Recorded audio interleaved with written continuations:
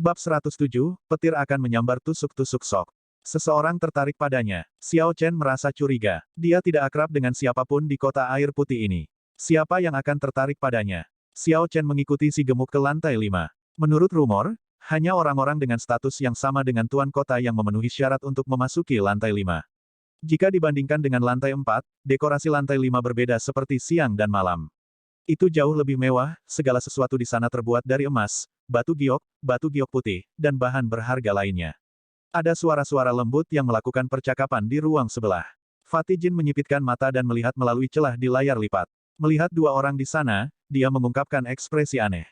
Dia bergumam, kapan Yan Qianyun tiba? Mengapa saya tidak tahu tentang itu? Untuk berpikir dia benar-benar datang langsung ke lantai 5. Apakah semua penjaga sudah mati? Tidak ada yang datang dan memberi tahu saya. Petik 2. Yan Qianyun adalah penerus klan Yan dari garis keturunan Provinsi Xie. Kota air putih ini benar-benar menjadi lebih hidup, pikir Xiao Chen acuh tak acuh di dalam hatinya. Si gemuk hendak berjalan ketika Yan Qianyun tiba-tiba berjalan keluar. Dia tidak terkejut dengan penampilan Jin Dabao. Namun, dia terkejut ketika melihat Xiao Chen. Niat membunuh yang samar muncul di matanya saat dia perlahan berjalan ke Xiao Chen. Dia berkata, saya mengenali Anda. Xiao Chen, peta sisa kuno ada bersamamu kan? Serahkan. Yan Qianyun berbicara dengan berani dan percaya diri, dia tidak merasa ada yang salah dengan itu. Di matanya, Xiao Chen hanyalah seorang master bela diri kelas medial tanpa status apapun. Tidak perlu baginya untuk bersikap begitu sopan. Xiao Chen sedikit mengernyit, lalu dia tersenyum dingin pada dirinya sendiri. Apakah semua murid dari klan bangsawan begitu tak tahu malu dan sombong? Menggambar pedang, mencacah. Lunar Shadow Saber tiba-tiba muncul di tangan Xiao Chen, itu melepaskan cahaya listrik yang cemerlang dan mengirimkan cahaya pedang ke Yan Qianyun. Pedang yang sangat cepat. Yan Qianyun sangat terkejut di dalam hatinya. Dia tidak menyangka bahwa Xiao Chen akan sangat menentukan. Selanjutnya, dia tidak menyangka bahwa pedang master bela diri kelas medial ini akan begitu cepat. Uci, Xiao Chen telah berlatih menggambar pedang ini berkali-kali. Dia hanya selangkah malu dari tahap kesempurnaan yang hebat. Lebih jauh lagi, pada jarak sedekat itu, praktis tidak ada orang yang bisa menghindarinya. Saat Xiao Chen menarik pedang, Yan Qianyun sudah mulai mundur ke belakang. Namun, dadanya masih terkena cahaya pedang, ada suara logam bertabrakan dengan logam. Kemejanya terkoyak, memperlihatkan battle armor emas. Xiao Chen agak heran di dalam hatinya, itu sebenarnya adalah armor pertempuran peringkat bumi, fondasi klan bangsawan memang dalam. Pedang itu tidak berhasil mematahkan battle armor tetapi kekuatan besar di belakangnya telah menancapkannya dengan kuat. Organ internal Yan Qianyun semuanya langsung terguncang. Potongan busur. Sebuah pedang muncul di tangan Yan Qianyun, dia bermaksud untuk membalas tetapi menemukan bahwa Arclight Chop tampaknya menyerupai alam itu sendiri, tidak ada titik lemah. Ini telah menutup semua jalur serangannya. Mundur. Dia mendorong dengan kakinya dan menstabilkan fluktuasi esens di tubuhnya. Tubuhnya terbang mundur dan sebelum dia berhasil menstabilkan dirinya setelah dia mendarat, menemukan Xiao Chen sedang bergegas. Xiao Chen memegang Lunar Shadow Saber saat dia bergegas tanpa ragu. Kecepatannya secepat kilat, seperti kilat yang menyambar. Yan Qianyun dengan cepat memikirkan situasinya dan akhirnya, dia menemukan, selain berguling ke belakang, dia tidak punya cara lain untuk melawan. Sebelum dia berdiri dengan aman, dia tidak punya cara untuk memblokir gerakan ini, jika dia melompat mundur terlalu tinggi, kepalanya akan langsung dipenggal. Membuat keputusan cepat, dia langsung berguling ke belakang. Cepat guntur bergegas. Entah dari mana, suara guntur terdengar keras di lantai 5 paviliun Liusang. Layar lipat dan kursi semuanya terlempar oleh fluktuasi guntur. Xiao Chen membawa kekuatan guntur yang tak terbatas dan berlari mendekat. Bergerak secepat kilat dan mengandung kekuatan besar, dia menebas kepala Yan Qianyun. Melihat momentum yang kuat, Yan Qianyun merasa takut di dalam hatinya. Esens di tubuhnya beredar dengan cepat. Dia memegang pedangnya di atas kepalanya, berharap untuk memblokir pedang. Ledakan. Ketika senjata bentrok, ada suara keras. Yan Qianyun merasa tangannya gemetar, kekuatan besar bergerak dari pedang ke kakinya. Terdengar suara keras, dan sebuah lubang segera muncul di papan kayu di bawah kakinya. Setengah dari tubuh Yan Qianyun langsung tenggelam dan tersangkut di sana. Dia tidak bisa maju atau mundur. Xiao Chen mendarat dan mengangkat kakinya untuk menendangnya, melemparkannya keluar. Pemotongan rantai kedua guntur yang bergegas. Setelah mengumpulkan energi dari 5 pedang, cop rantai kedua Rusing Thunder melonjak ke depan. Bilahnya mendarat di armor perang Yan Qianyun, seperti sebelumnya, pedang itu tidak menembusnya. Uci. Namun, kekuatan besar melewati battle armor, mengalir deras ke tubuh Yan Qianyun. Dia memuntahkan seteguk darah dan menabrak dinding kayu dengan keras. Sebuah lubang besar segera muncul di dinding kayu paviliun Liusang. Yan Qingyun jatuh, begitu saja. Pada saat kritis, dia mengulurkan tangan kanannya dan meraih lantai kayu. Tubuhnya bergelantungan di udara. Sial, saat Xiao Chen hendak menendangnya lagi, gelombang suara dikirim ke arahnya. Dia dengan cepat mundur 2 langkah. Sebuah meja di sampingnya dibelah menjadi 2 bagian oleh gelombang suara dengan ledakan keras. Su Xiao berjalan keluar dengan santai dan menasihati dengan lembut, "Tuan Muda Xiao, bagaimana kalau Anda menunjukkan belas kasihan?" Petik 2. Xiao Chen berbalik dan menatap gadis itu, memujinya di dalam hatinya. Terlepas dari penampilan atau temperamennya, hanya Yue Ying yang sebanding dengannya di antara semua gadis yang dia kenal. Namun, sepertinya aku tidak mengenalmu, kan? Apakah kita saling mengenal? Xiao Chen bertanya dengan serius sambil menatap Su Xiao. Su Xiao terkejut dengan kata-katanya dan tidak tahu bagaimana menjawabnya. Si gemuk buru-buru menjawab untuknya, "Ini Nona Xiao, aku membawamu ke sini untuk menemuinya." Keindahan nomor 1 di selatan, Su Xiao, pikir Xiao Chen. Dia tidak berharap dia menjadi satu-satunya orang yang dikabarkan menjadi satu-satunya orang di negara Qin besar yang sebanding dengan penampilan Yue Ying. Berdasarkan hari ini, tampaknya rumor itu tidak salah. Namun, gadis ini tampaknya memiliki asal yang misterius. Karena dia pandai bermain musik, dia sering muncul di berbagai tempat besar, berinteraksi dengan tuan muda dari klan bangsawan bangsa Qin besar. Namun, tidak ada desas-desus tentang dia berselingkuh dengan salah satu penerus klan bangsawan.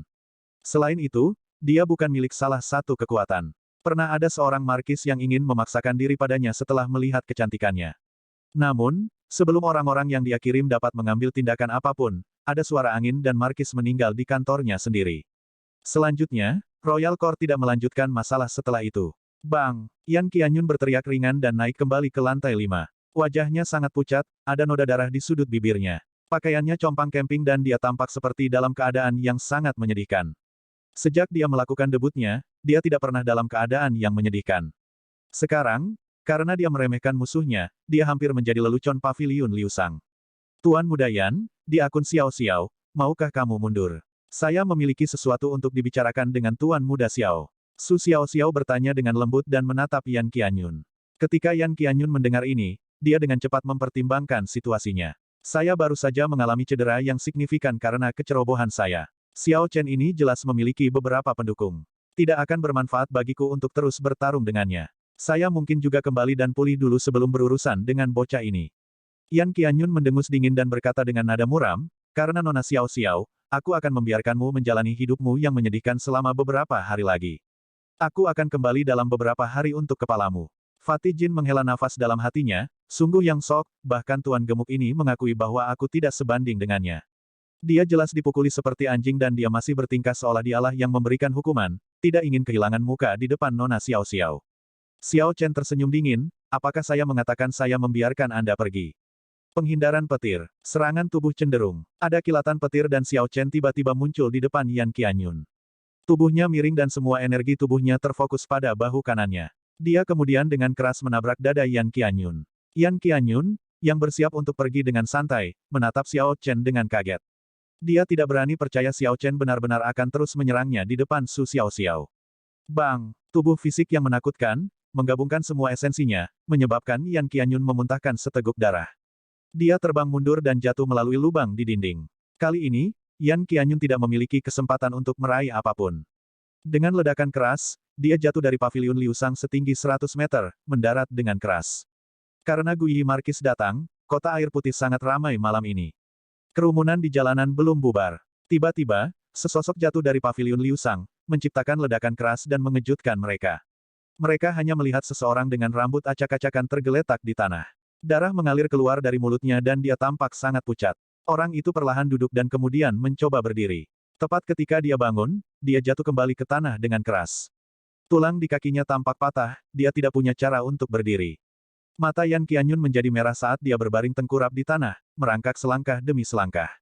Dia datang ke paviliun Liu Sang sendirian. Karena dia ingin bertemu Su Xiao, dia meninggalkan semua penjaga dan pelayan di luar kota. Sekarang hanya ada satu pikiran di kepalanya, yaitu dengan cepat keluar, lalu meminta pelindung klan untuk mencabik-cabik Xiao Chen menjadi potongan-potongan kecil. Bukankah ini Yan Qianyun dari Provinsi Xie? Mengapa dia di sini adalah kota air putih? Untuk berpikir dia terlempar dari paviliun Liu Sang. Aku ingin tahu siapa yang begitu berani. Petik 2. Beberapa orang mengenali penampilan Yan Qianyun dan berbicara dengan keterkejutan yang tak tertandingi. Klan Yan adalah klan bangsawan terkemuka di Provinsi Xie.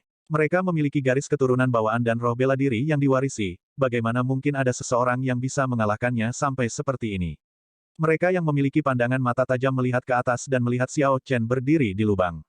Mereka berseru kaget, ini Xiao Chen. Xiao Chen benar-benar mengusir Yan Qianyun dari paviliun Liu Sang. Orang ini terlalu luar biasa, dia baru saja menyematkan tetua pertama klan Jiang ke tembok kota sampai mati di siang hari. Kemudian, dia melemparkan penerus klan Yan keluar dari lantai 5 paviliun Liu Sang pada malam hari. Terlepas dari apakah mereka klan bangsawan atau klan kaya dan kuat, dia tidak peduli dengan mereka. Dia akan melakukan apapun yang dia inginkan. Orang ini sangat menantang surga. Petik 2. Kata-kata orang banyak mencapai telinga Yan Qianyun, menyebabkan kemarahan di hatinya semakin membara. Dia berharap dia bisa bangun dan membunuh Xiao Chen dengan satu pukulan pedangnya. Matanya merah dan dipenuhi dengan kebencian. Beberapa orang melihat cara yang menyedihkan di mana Yan Qianyun merangkak dan ingin membantunya. Enyahlah. Hanya sekelompok rakyat jelata Provinsi Dongming. Aku tidak membutuhkanmu untuk membantuku. Saya suka merangkak, enyahlah. Yan Qianyun saat ini sangat marah dengan tidak ada yang bisa melampiaskan kemarahannya.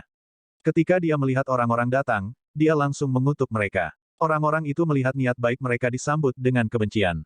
Setelah mereka dikutuk, mereka segera pergi dan menghilang, seperti sedang bermain petak umpet. Mereka belum pernah melihat orang jahat seperti itu sebelumnya. Babak 108, si gemuk misterius. Haha, kamu benar-benar mempermalukan dirimu sendiri. Penerus klan bangsawan dengan garis keturunan bawaan dan roh bela diri yang diwarisi, apakah itu seseorang yang bisa Anda bantu? Apakah Anda mendengar itu? Dia senang merangkak seperti anjing. Namun, Tuan Muda Yan, postur merangkakmu sangat keren, keempat anggota badan Anda semua di tanah. Memegang tanah Anda dan tidak tunduk pada paksaan, penerus klan bangsawan memang penerus klan bangsawan. Dia berbeda dari orang lain. Ada orang-orang di kerumunan yang mengejek Yan Qianyun ketika mereka melihatnya. Membiarkan orang-orang di Provinsi Dongming melampiaskan perasaan mereka. Tunggu saja, terus saja memarahi. Begitu aku merangkak keluar, kalian semua akan. Ledakan. Sebelum Yan Qianyun bisa menyelesaikan kata-katanya, sambaran petir menyambar dari langit. Itu memukul punggungnya dengan kejam, menyebabkan dia jatuh terlebih dahulu. Ledakan, ledakan. Dua sambaran petir lainnya menyambar dan mengenai tubuh Yan Qianyun. Tubuhnya menjadi hangus dan dia pingsan. Di paviliun Liu Sang, Xiao Chen mengeksekusi Lightning Dash Chen 3 kali sebelum amarahnya reda. Terhadap murid klan bangsawan yang merendahkan, sombong, dan arogan, Xiao Chen tidak pernah peduli dengan logika berbicara. Jika seekor anjing menggigit Anda tidak dapat meniru anjing itu dan menggigitnya kembali. Anda harus menggunakan tongkat kayu untuk memukulnya sampai mati. Ketika Su Xiao melihat Xiao Chen tidak mengambil hati kata-katanya saat dia terus menyerang Yang Qianyun. Ekspresinya berubah, Xiao Chen, mengapa kamu begitu hina? Dia sudah mengatakan akan mundur. Xiao Chen berbalik dan tersenyum acuh tak acuh, aku ingin tahu siapa kamu, buta, pura-pura tidak mendengar, atau memiliki kecerdasan yang terlalu rendah dan tidak mampu memahami makna dalam ucapan manusia. Petik 2. Dia sudah mengatakan dia akan membiarkan saya menjalani hidup saya yang menyedihkan selama beberapa hari lagi dan akan kembali untuk membunuh saya nanti. Karena memang begitu, mengapa saya harus repot-repot menunjukkan belas kasihan kepadanya? Aku tidak bodoh. Su Xiao sangat marah, wajahnya menjadi pucat dan tidak bisa mengatakan apa-apa sebagai tanggapan. Xiao Chen berbalik dan memberitahu Jian Dabao, Saudara Dabao, tolong jangan bawa saya begitu saja untuk bertemu orang-orang, saya khawatir kecerdasan mereka terlalu rendah. Aku akan pergi dulu. Setelah Xiao Chen berbicara, dia segera melompat keluar dari lantai 5. Dia mengedarkan Azure Dragon Cloud Soaring Art dan melompat lebih tinggi di udara, menghilang ke dalam kegelapan malam. Sungguh keren, dia memiliki sekitar 10% dari sikap yang dimiliki Tuan Gemuk ini di masa lalu. Jin Dabao menghela nafas ketika dia melihat Xiao Chen pergi. Kulit Su Xiao sangat pucat. Dia telah berada di mana-mana di negara Qin besar, ada banyak murid klan bangsawan atau bangsawan yang mengantri hanya untuk melihatnya. Meski begitu, belum pernah ada orang yang bertindak begitu kasar padanya sebelumnya. Saat dia melihat sosok Xiao Chen menghilang, dia menghentakkan kakinya dengan keras karena marah. Dia mengambil sitarnya dan menuju ke bawah. Hanya setelah Su Xiao pergi, Jin Dabao memulihkan akalnya. Dia melihat banyak dekorasi yang rusak di lantai 5 dan lubang besar di lantai dan dinding. Dia segera merasakan hatinya sakit dan mengutuk, sialan. Berapa banyak perak yang harus saya buang waktu ini untuk memperbaiki semua kerusakan ini? Petik 2. Jin Dabao berdiri di depan lubang dan melihat ke bawah. Dia menemukan Yan Qianyun yang tidak sadarkan diri. Matanya melebar dalam kegembiraan saat dia segera memikirkan sebuah ide. Dia dengan cepat memanggil seorang pelayan di lantai 5, apakah itu, Yan Qianyun, sudah membayar tagihannya. Saya yakin dia belum. Saya melihat Nona Xiao Xiao belum pergi dan berpikir dia akan membayarnya. Sebelumnya, Nona Xiao Xiao baru saja keluar secara langsung, dia sepertinya lupa tentang tagihannya, kata pelayan itu dengan agak canggung. Jin Dabao menjawab dengan marah, dasar, memikirkan dia bahkan tidak tahan menghabiskan uang untuk membayar gadis itu. Kirim beberapa orang ke bawah dan lihat apakah ada sesuatu yang berharga pada dirinya. Ambil semuanya. Ketika pelayan pria itu mendengar ini, dia bertanya dengan agak bersemangat, haruskah kita meninggalkan pakaian dalamnya? Petik 2. Fatih Jin berpikir sejenak sebelum menjawab, jika itu tidak berharga, lupakan saja, apapun yang kita ambil harus bernilai sejumlah uang. Selama itu bernilai uang, ambil saja. Biaya perbaikan lantai 5 semuanya akan ditagihkan kepadanya. Di bawah paviliun Liu Sang, semua orang merasa kebencian mereka tercurah ketika mereka melihat Yan Qianyun yang tidak sadarkan diri. Seorang egomaniak seperti itu pantas disambar petir. Buat jalan, beri jalan. Kami adalah penagih utang paviliun Liu Sang, tolong beri jalan. 3 pelayan paviliun Liu Sang memisahkan kerumunan dan tiba di depan Yan Qianyun. Di hadapan orang banyak yang menatap heran, mereka langsung menanggalkan pakaian Yan Qianyun darinya. Pakaian mewah dari rumah Soaring Phoenix Satin, tapi sudah compang camping dan tidak berharga apa-apa. Buang mereka. Salah satu pelayan pria dengan santai melemparkan pakaian Yan Qianyun ke samping ketika dia melihat bahwa pakaian itu sudah compang camping. Sabuk benang emas, ini tidak buruk, itu harus bernilai uang. Petik 2. Sepatu ini sepertinya terbuat dari kulit lembut binatang roh. Mereka harus bisa mendapatkan harga yang bagus. Oh, bahkan ada beberapa uang kertas tile emas yang tersembunyi di dalamnya. Celana pendeknya merek apa? Bisakah Anda membantu saya melihat-lihat? Petik 2. Brengsek. Armor pertempuran peringkat bumi kelas unggul. Kami memukulnya kaya. Hehe, aku ingin tahu berapa nilainya. Dalam sekejap mata, mereka menelanjangi pakaian Yan Qianyun hingga hanya tersisa celana dalamnya. Banyak penonton tercengang. Mereka bergumam pada diri mereka sendiri, di masa depan, tidak akan ada orang yang berani makan dan lari dari paviliun Liu Sang. Bahkan Yan Qianyun ditelanjangi hingga celana dalamnya. Di antara mereka, tidak ada yang bisa mengklaim bahwa mereka memiliki pendukung atau latar belakang yang lebih besar daripada Yan Qianyun. Memikirkan hal ini, semua orang tidak bisa menahan diri untuk tidak gemetar. Hei, pakaian dalam ini sepertinya bertatahkan emas. Haruskah kita mengambilnya? Salah satu pelayan pria ragu-ragu saat dia bertanya. Brengsek. Awalnya penonton hanya melampiaskan kekesalan mereka. Sekarang mereka mulai mengasihani Yan Qianyun. Orang ini terlalu menyedihkan. Pertama kali dia datang ke Provinsi Dongming, dia dipukuli seperti anjing dan diusir dari paviliun Liu Sang oleh seseorang. Yang lebih menyedihkan adalah orang-orang di paviliun Liu Sang bahkan ingin menanggalkan pakaian dalamnya. Buka itu, Tuan Muda berkata singkirkan apapun yang bernilai uang. Dia hanya bisa menyalahkan selera modenya sendiri. Dari semua hal yang dia pilih untuk digunakan sebagai inlay di celana dalamnya, dia memilih emas, kata pelayan itu setelah dia melepaskan ikat pinggang Yan Qianyun. Wow, itu terlalu hebat. Untuk berpikir mereka benar-benar menghapusnya. Sial, saya lebih suka menyinggung klan Jiang daripada menyinggung paviliun Liu Sang. Ini terlalu mengerikan, seseorang di kerumunan berkomentar dengan kaget. Setelah mereka melepas celana dalamnya, seorang pelayan pria melihat tubuh bagian bawah Yan Qianyun. Dia berkata dengan kaget, hei, rambutnya juga tampak keemasan, haruskah kita menarik mereka keluar?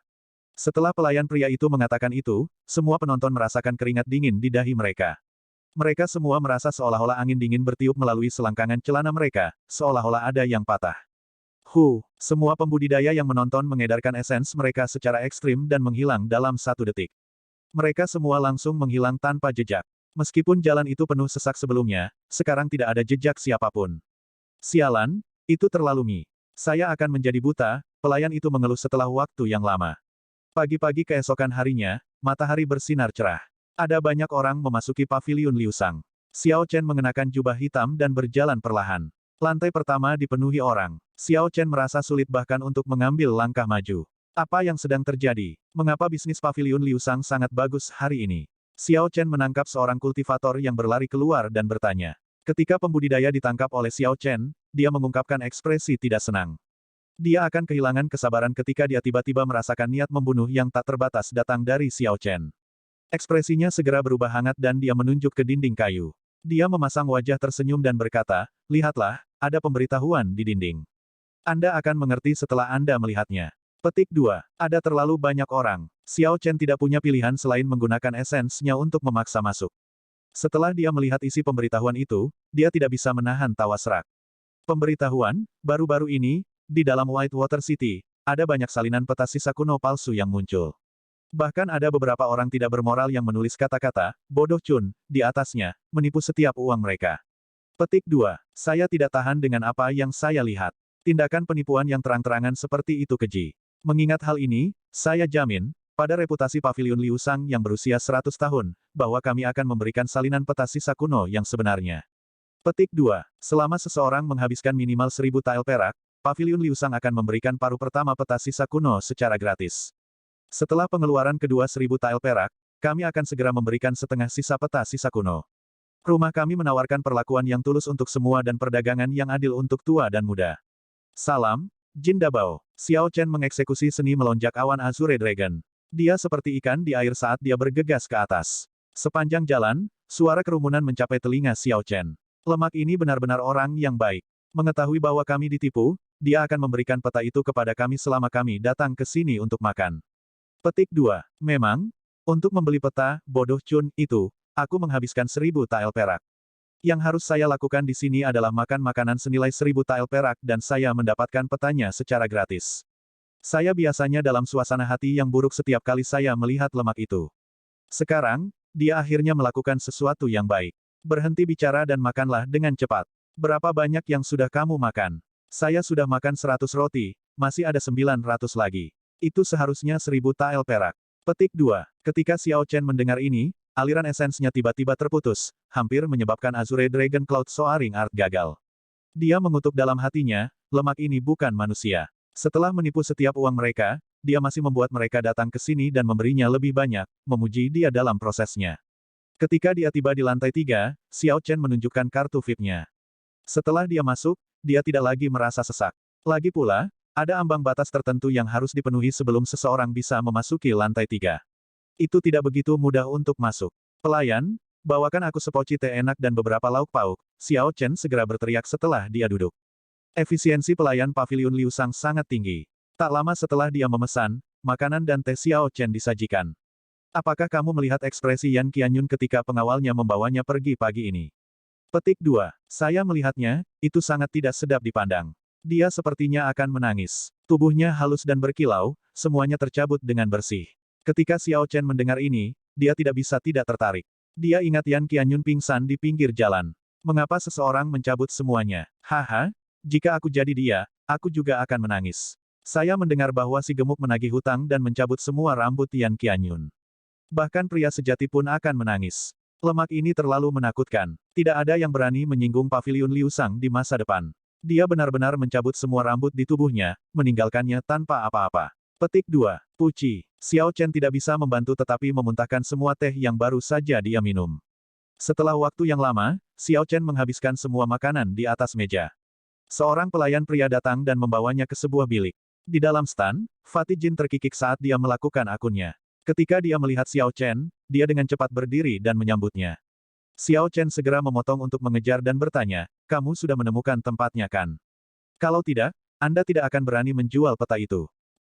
Bab 109, bersiaplah untuk beraksi. Fatih Jin tersenyum, aku menemukannya. Itu berada di jangkauan terdalam Beast King Valley of Savage Forest. Ini adalah informasi dari Beast King Valley di Savage Forest. Saya memberikannya kepada Anda secara gratis, apakah aku tidak murah hati? Xiao Chen merasa senang, dia menerima informasi tentang Beast King Valley dari Jin Dabao dan melihatnya dengan cermat.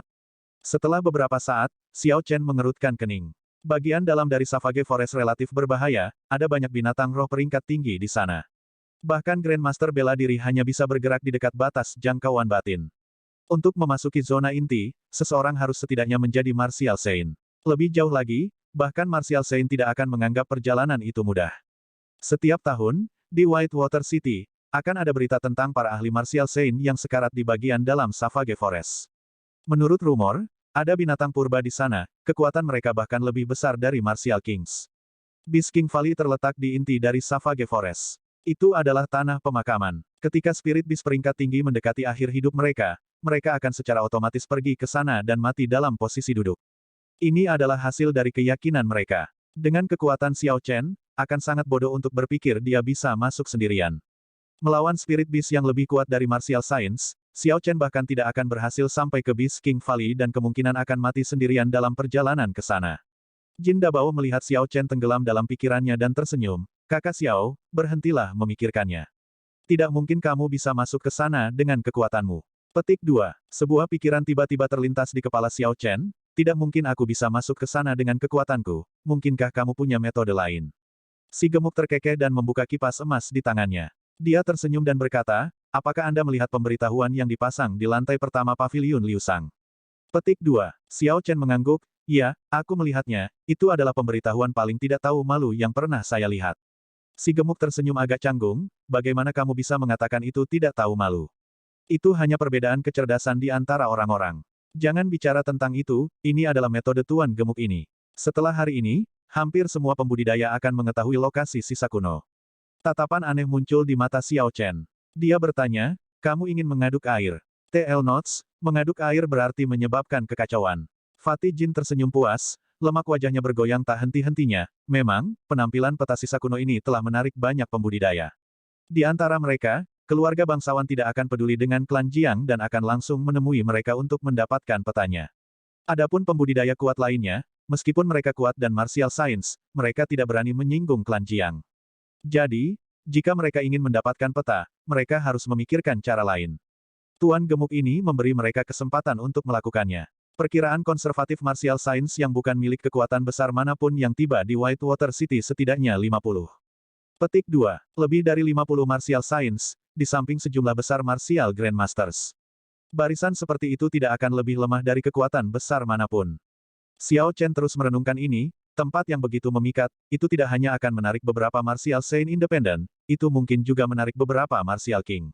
Mereka mungkin bersembunyi di suatu tempat. Memikirkan hal ini, perjalanan ke sisa-sisa kuno jauh lebih berbahaya daripada yang dia pikirkan. Untuk membayangkan, dia benar-benar berpikir untuk pergi ke sana sendirian. Bergegas masuk lebih dulu sama saja dengan bunuh diri. Fatih Jin terus menganalisis situasi, pikirkan tentang itu, jika sisa-sisa kuno ada, yang tertawa terakhir adalah klan bangsawan. Siapapun yang lebih kuat akan mendapatkan manfaat paling banyak. Petik 2. Untuk orang lemah seperti saya, kami hanya bisa menimbulkan kekacauan untuk bersaing dengan mereka, memancing di perairan yang bermasalah. Petik 2. Catatan TL, memancing di perairan bermasalah berarti memanfaatkan krisis untuk keuntungan pribadi. Xiao Chen memikirkannya dengan hati-hati, itu memang seperti yang dikatakan si gemuk.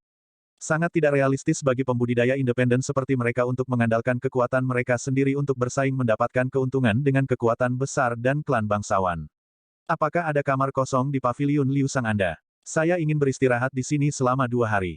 Xiao Chen mengambil keputusan, dia tidak lagi terburu-buru, dan dia mungkin juga menggunakan waktu ini untuk beristirahat dengan benar.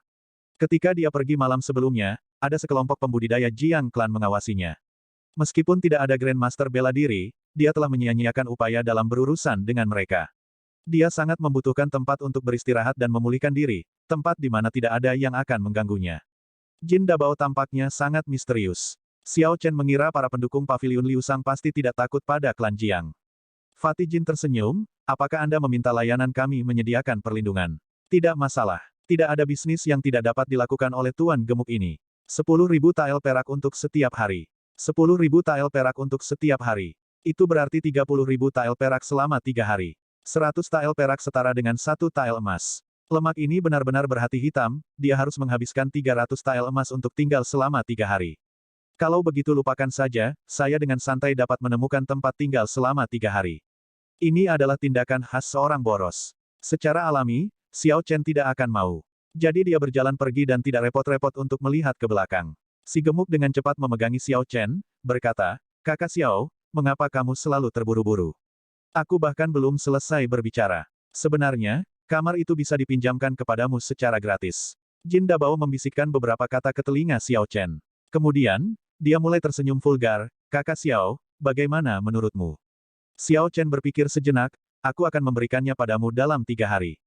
3 hari berlalu dalam sekejap mata. Semua pembudidaya di kota air putih sekarang tahu tentang lokasi sisa kuno.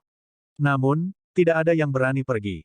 Meskipun Bisking Valley dikatakan sebagai tempat pemakaman, mungkin masih ada spirit beast yang kuat yang mendekati akhir umurnya yang belum mati. Binatang buas roh yang bisa memasuki lembah Raja Binatang akan dapat dengan mudah membunuh seorang guru besar bela diri selama mereka memiliki 1 nafas tersisa. Selanjutnya, tidak banyak orang yang berani memasuki bagian dalam hutan Savage. Orang-orang ini melihat ke beberapa klan bangsawan, berharap mereka akan mengukir jalan masuk. Berharap itu menyenangkan, tetapi kenyataan itu kejam. Pada hari ini, sebuah titik hitam terbang menuju Savage Forest dari langit selatan Whitewater City. Ketika titik hitam itu semakin dekat, sebuah kapal perang hitam besar muncul dalam pandangan mereka. Ada bendera belang dengan karakter G dikibarkan di kapal. Harta karun rahasia G-Clan, kapal perang kerajaan hitam, benar-benar terbang. Itu akan bertarung dengan kapal perang emas Guyi Marquis. Selanjutnya, sebuah titik putih kecil terbang dari arah ibu kota prefektur Sishui. Saat mendekat, mereka melihat bahwa itu adalah burung es besar. Di belakang burung es, ada istana es, berkilauan dengan cahaya dingin. Istana es mendalam klan Duanmu terbang juga. Ini adalah akhir, sepertinya mereka bersiap untuk mendarat di Beast King Valley langsung dari langit. Sialan, aku sedang menunggu mereka mengukir jalan untuk kita. Untuk berpikir mereka semua naik ke langit. Petik 2. Jika Anda dapat memikirkan rencana seperti itu dengan kecerdasan Anda, apakah menurut Anda klan bangsawan ini juga tidak akan memikirkannya? Betapa naifnya. Ketika para pembudidaya kota air putih melihat situasinya, mereka tidak bisa lagi menahan diri. Mereka semua mulai bersiap untuk memasuki bagian dalam hutan Savage. Pada saat ini, beberapa orang suci bela diri yang kuat mengungkapkan diri mereka dan mengumpulkan semua orang untuk memasuki lembah Beast King bersama-sama. Xiao Chen berdiri di jendela dan memandangi langit dengan tenang. Dia melihat 3 harta karun rahasia yang terbang ke bagian dalam hutan Savage. Namun, dia tidak merasa gelisah atau bersemangat tentang hal itu. Bang, bang, bang. Si gendut membuka pintu Xiao Chen dan langsung masuk. Saudara Xiao, 3 hari sudah habis, apakah barangnya sudah siap? Xiao Chen tetap diam. Dia mengeluarkan patung kayu dan menyerahkannya kepada Jin Dabao. Si gemuk menerimanya dengan gembira dan dengan hati-hati memasukkannya ke dalam cincin tata ruang di jarinya. Xiao Chen berpikir, meskipun 10 cincin yang dikenakan lemak ini sangat mencolok, semuanya adalah cincin tata ruang. Untuk memiliki begitu banyak cincin tata ruang, dia jelas tidak memiliki latar belakang atau kekuatan yang sederhana. Petik 2. Apakah Anda memiliki peralatan yang bisa Anda jual kepada saya? Xiao Chen bertanya, mencoba peruntungannya. Bagian dalam dari Savage Forest sangat berbahaya. Dia telah berpikir untuk membeli beberapa peralatan, tetapi dia tidak menemukan saluran untuk melakukannya. Jin Dabao mengeluarkan 10 anak panah dan terkekeh. Aku tahu kamu akan menanyakan ini. Tuan gemuk ini sudah membuat persiapan. 10 Essence Light Arrow untuk 10.000 tile emas, tidak ada tawar-menawar. Xiao Chen merasa senang. Panah cahaya esensi ini benar-benar dibuat untuknya. Busur pembunuh jiwa sudah sangat kuat, dan dia baru saja kehilangan anak panah. Dengan Essence Light Arrow, kekuatannya akan meningkat secara signifikan. Namun, harganya sangat tinggi, itu hampir sepadan dengan semua yang dia miliki.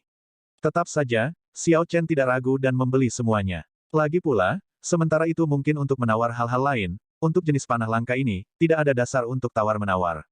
Heavenly Crave Manor hanya akan menjual 1000 Essence Light Arrows per tahun. Itu adalah sesuatu yang tidak dapat dibeli, bahkan jika seseorang memiliki uang. Untuk lemak untuk mendapatkan 10, itu menunjukkan bahwa dia memiliki cara yang bagus.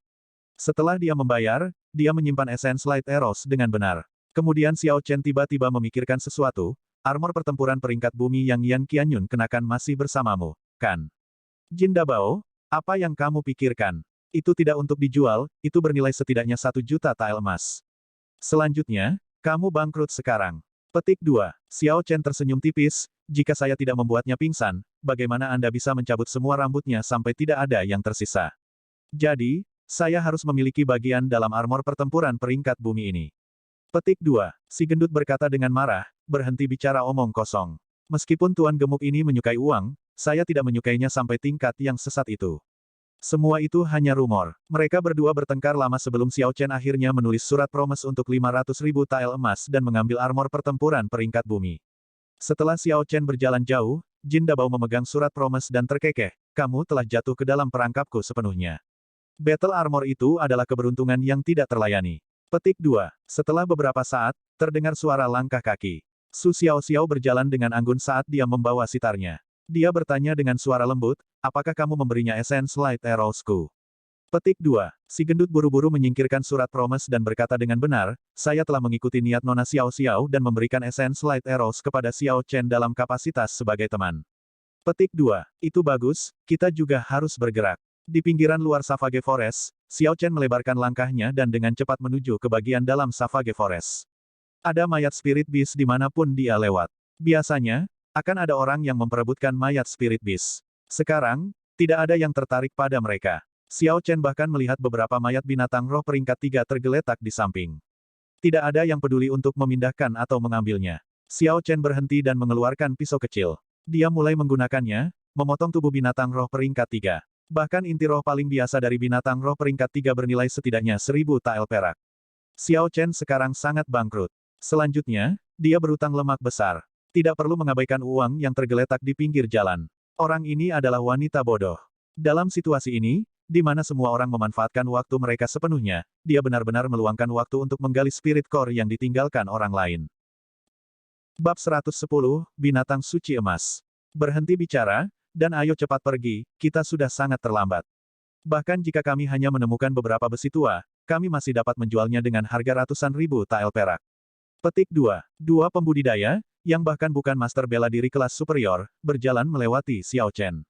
Mereka melihat apa yang dilakukan Xiao Chen dan membencinya. Xiao Chen tersenyum acuh tak acuh dan mengabaikan mereka. Bahkan tidak pasti mereka akan mampu bertahan dalam perjalanan ke Beast King Valley, untuk berpikir mereka berfantasi tentang mendapatkan harta dari sisa kuno.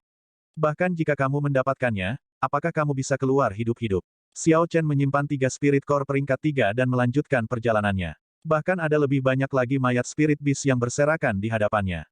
Xiao Chen bahkan menemukan beberapa mayat Spirit Beast peringkat 4, sehingga Xiao Chen mendapatkan sedikit uang. Biasanya, binatang roh peringkat 5 tidak akan muncul di pinggiran luar hutan Savage. Meskipun ini biasanya berbahaya, ada banyak pembudidaya di sini hari ini.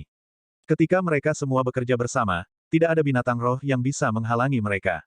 Ledakan, ledakan, suara pertempuran mencapai telinga Xiao Chen. Xiao Chen memperluas sense spiritualnya dan melihat ke arah suara. Sekelompok pembudidaya saat ini mengelilingi dan melawan binatang roh yang benar-benar emas. Binatang suci emas. Xiao Chen berpikir dengan kaget. Binatang roh yang dikelilingi adalah singa yang benar-benar emas, kepalanya bahkan dihiasi oleh tanduk emas. Tidak kusangka binatang suci semacam ini ada, Xiao Chen berseru kaget, dan ada gelombang besar di hatinya. Namun, sepertinya garis keturunannya tidak murni. Petik 2. Di zaman kuno, ada jenis binatang roh, tubuhnya benar-benar kemasan, bahkan darahnya pun kemasan. Itu adalah binatang suci emas. Inti roh yang dihasilkannya memiliki kualitas terbaik di antara mereka yang memiliki peringkat yang sama. Dikabarkan ada Savage Beast kuno di Savage Forest. Meskipun mereka tidak melihat binatang buas, mereka menemukan binatang suci emas. Itu pasti karena ada banyak pembudidaya yang masuk dan tidak sengaja menabraknya. Jika tidak, dengan spiritualitas dari Spirit Beast semacam ini, ia akan melarikan diri sebelum ada yang mendekat. Namun, garis keturunan binatang suci emas ini sangat tipis, nilainya tidak lagi mengejutkan. Xiao Chen hanya tertarik pada tanduk emasnya. Dia belum dapat menemukan bahan yang cocok untuk mantra penganugerahan kehidupannya. Tanduk emas adalah bagian terpenting dari binatang suci emas. Tak perlu dikatakan bahwa itu memiliki spiritualitas yang tinggi. Dia melompat ke cabang pohon dan terus melompat dari pohon ke pohon. Ketika dia tiba lebih dekat ke pertempuran, dia mengamati mereka dengan cermat. Ada 2 kelompok orang yang mengelilingi singa emas ini. Saat ini, singa emas berada di ujung tambatannya. Suasana langsung menjadi sangat aneh. Para pemimpin dari 2 kelompok pembudidaya ini adalah orang suci bela diri. Mereka masing-masing memimpin 10 pembudidaya aneh yang mengenakan pakaian berbeda. Jelas bahwa ini adalah kelompok yang dibentuk pada menit terakhir. Puci, singa emas menyemburkan api emas. Nyala api memancarkan cahaya keemasan terang dan menyilaukan saat melesat ke arah kepala kelompok di sebelah kanan. Nyala api ini sangat kuat, tetapi singa emas saat ini sangat terluka. Api yang dimuntahkannya sedikit kurang.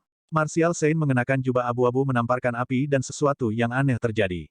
Api emas tiba-tiba melambung kembali dan menuju ke arah kelompok orang lain.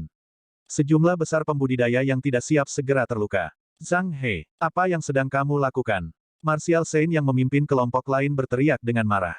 Catatan TL, Zhang He ini berbeda dari Promise of 10 Years Arc, mereka ditulis dengan karakter Cina yang berbeda tetapi terdengar sama.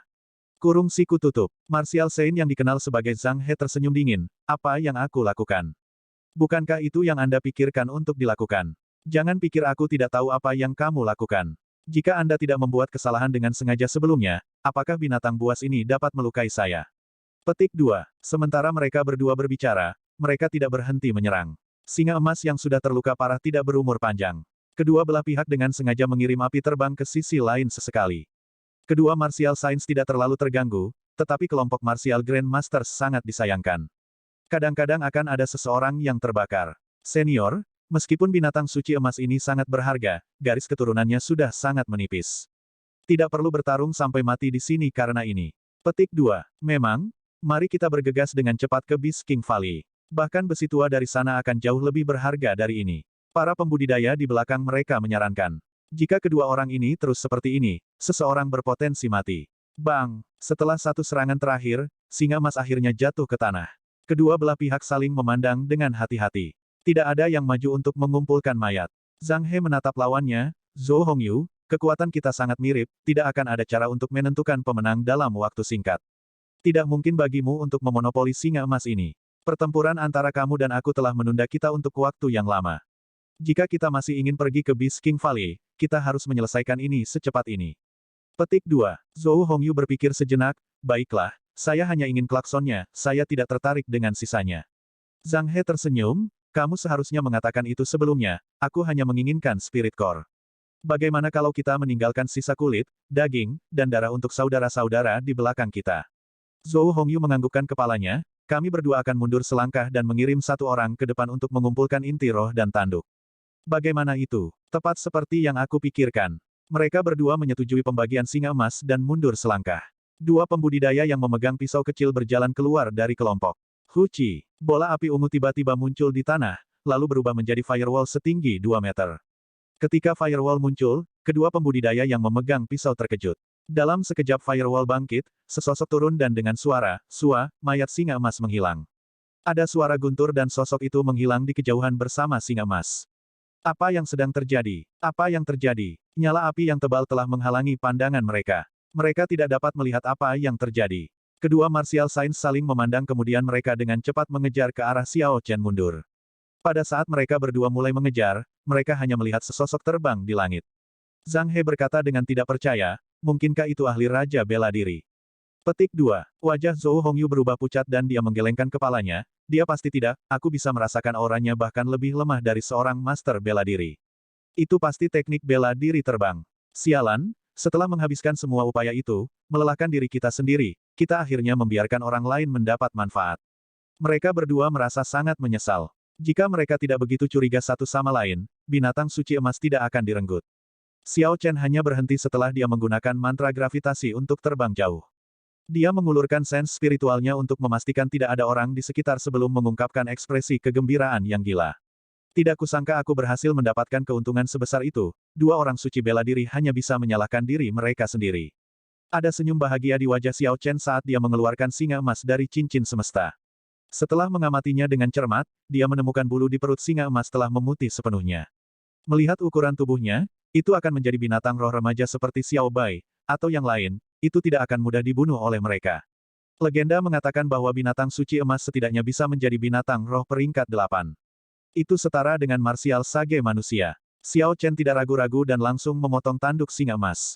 Kemudian dia mengumpulkan darahnya. Legenda mengatakan bahwa darah emas ini dapat dikonsumsi secara langsung dan akan sangat meningkatkan kultivasi seseorang. Xiao Chen berhasil mengumpulkan total 8 botol darah emas. Kemudian dia mulai membedahnya, mengekstraksi inti roh emas. Inti roh emas memancarkan cahaya redup. Sebuah gas emas yang bisa dilihat dengan mata telanjang sedang dipancarkan. Energi spiritual yang lebih padat benar-benar bocor keluar darinya, seperti aliran mata air yang tak berujung. Sungguh energi yang menakutkan, bahkan jumlah yang bocor sudah sangat banyak, pikir Xiao Chen dengan heran. Jika dia menyerap semuanya, itu akan menjadi jumlah yang sangat besar. Xiao Chen segera melakukan apa yang dia pikirkan. Dia meletakkan inti roh di tangannya dan duduk bersila. Dia kemudian memasuki kondisi kultivasi. Huci. Petik 2. Energi spiritual emas itu seperti kabut karena langsung tersedot ke mulut dan hidung Xiao Chen. Energi spiritual yang murni dan perkasa menyembur seperti sungai yang deras. Xiao Chen mengedarkan mantra surgawi guntur ungu dan perlahan mencerna energi spiritual murni. Energi spiritual emas seperti kabut tebal mengalir keluar selama 2 jam sebelum berhenti. Retakan. Ada kegentingan dan inti roh emas retak dan berubah menjadi debu. Ketika angin bertiup, itu benar-benar menghilang. Xiao Chen membuka matanya dan ada cahaya ungu yang menusuk datang dari mereka. Setelah cahaya ungu berkedip selama beberapa waktu, perlahan menghilang. Setiap kali Xiao Chen maju dalam kultivasinya, cahaya ungu ini akan muncul. Xiao Chen tidak bisa mengerti apa itu. Bahkan kompendium budidaya tidak membicarakannya. Mengingat pikirannya, Xiao Chen tidak mampu memikirkan hal ini sekarang. Dia dengan hati-hati memeriksa tubuhnya dan memeriksa energi yang terkandung dalam martial spiritnya. Dia telah maju ke master bela diri kelas superior. Inti roh binatang suci emas adalah harta yang tak terduga. Tidak heran garis keturunan langka ini akan dapat menyebabkan dua martial science bertarung sampai mereka hampir tidak dapat melanjutkan ke Beast King Valley. Xiao Chen menenangkan diri dan meregangkan tangan dan kakinya. Kemudian dia bergegas dengan cepat menuju bagian dalam hutan Savage. Dia mengeksekusi Azure Dragon Cloud Soaring Art secara ekstrim dan bayangan naga muncul di belakangnya. Dia dengan cepat maju di tanah. Setelah setengah jam, Xiao Chen tiba di sungai besar. Begitu dia menyeberangi sungai ini, dia akan memasuki bagian dalam hutan Savage. Namun, pada saat ini, ada sekelompok besar orang berkumpul di tepi sungai, mengutuk keras dan tak henti-hentinya. Xiao Chen penasaran, dan ketika dia melewati kerumunan, dia mengerti mengapa sekelompok orang ini mengutuk. Satu-satunya jembatan kayu yang menghubungkan bagian luar dan bagian dalam dari Savage Forest telah dihancurkan oleh seseorang. Sungai itu lebarnya beberapa ratus meter dan ada monster air di dalam air. Sekelompok orang di sisi sungai ini semuanya terhalang untuk menyeberang. Ah! Tangisan sedih datang dari air sungai. Dua pembudidaya yang mencoba berenang menyeberang ditelan oleh ikan hitam yang aneh. Setelah beberapa saat, bercak darah besar merembes ke permukaan sungai. Xiao Chen merasa itu sangat disayangkan. Dia telah melihat apa yang terjadi, kedua pembudidaya ini adalah orang-orang yang mengejeknya sebelumnya. Besi tua di Bisking Valley bisa dijual seharga ratusan ribu tael perak. Sayangnya, mereka bahkan tidak berhasil mencapai bagian dalam hutan Savage dan mati di sungai. Tong! Seorang martial grandmaster tiba-tiba melompat ke atas sungai, tinggi ke udara. Kemudian dia jatuh ke permukaan air. Dia mendorong dengan lembut dengan kakinya dan tubuhnya bangkit lagi. Dia sekarang hanya berjarak 30 meter dari pantai seberang. Bab 111, Kedatangan Chu Chaoyun. Yang harus dia lakukan hanyalah melompat dari permukaan sungai sekali lagi, dan dia akan mendarat dengan selamat di seberang sungai. Memikirkan hal ini, Grandmaster bela diri mengungkapkan senyum gembira. Huci. Tepat saat dia mendarat di air untuk kedua kalinya, tentakel berwarna hitam keluar dari air dan melilit kakinya. Grandmaster bela diri tidak panik, dia bereaksi dengan cepat dan memotongnya dengan pedangnya. Tentakel hitam segera terkoyak. Grandmaster bela diri mendapatkan kembali kebebasannya dan melayang ke udara sekali lagi. Namun, sebelum dia berhasil naik sangat tinggi, tentakel hitam yang tak terhitung jumlahnya tiba-tiba keluar dari air dan menariknya masuk. Teriakan ketakutan keluar dari mulutnya. Dia melakukan yang terbaik untuk berjuang, tetapi tentakel masih menyeretnya ke dalam air. Siapapun di dekatnya akan mendengar suara mengunyah. Gunong, gunong, gelembung terus-menerus memecahkan permukaan air, dan genangan darah muncul. Banyak yang samar-samar bisa melihat monster air hitam berenang di bawah permukaan air, punggungnya tertutup tentakel dari semua ukuran. Aku ingin tahu mana yang merusak jembatan.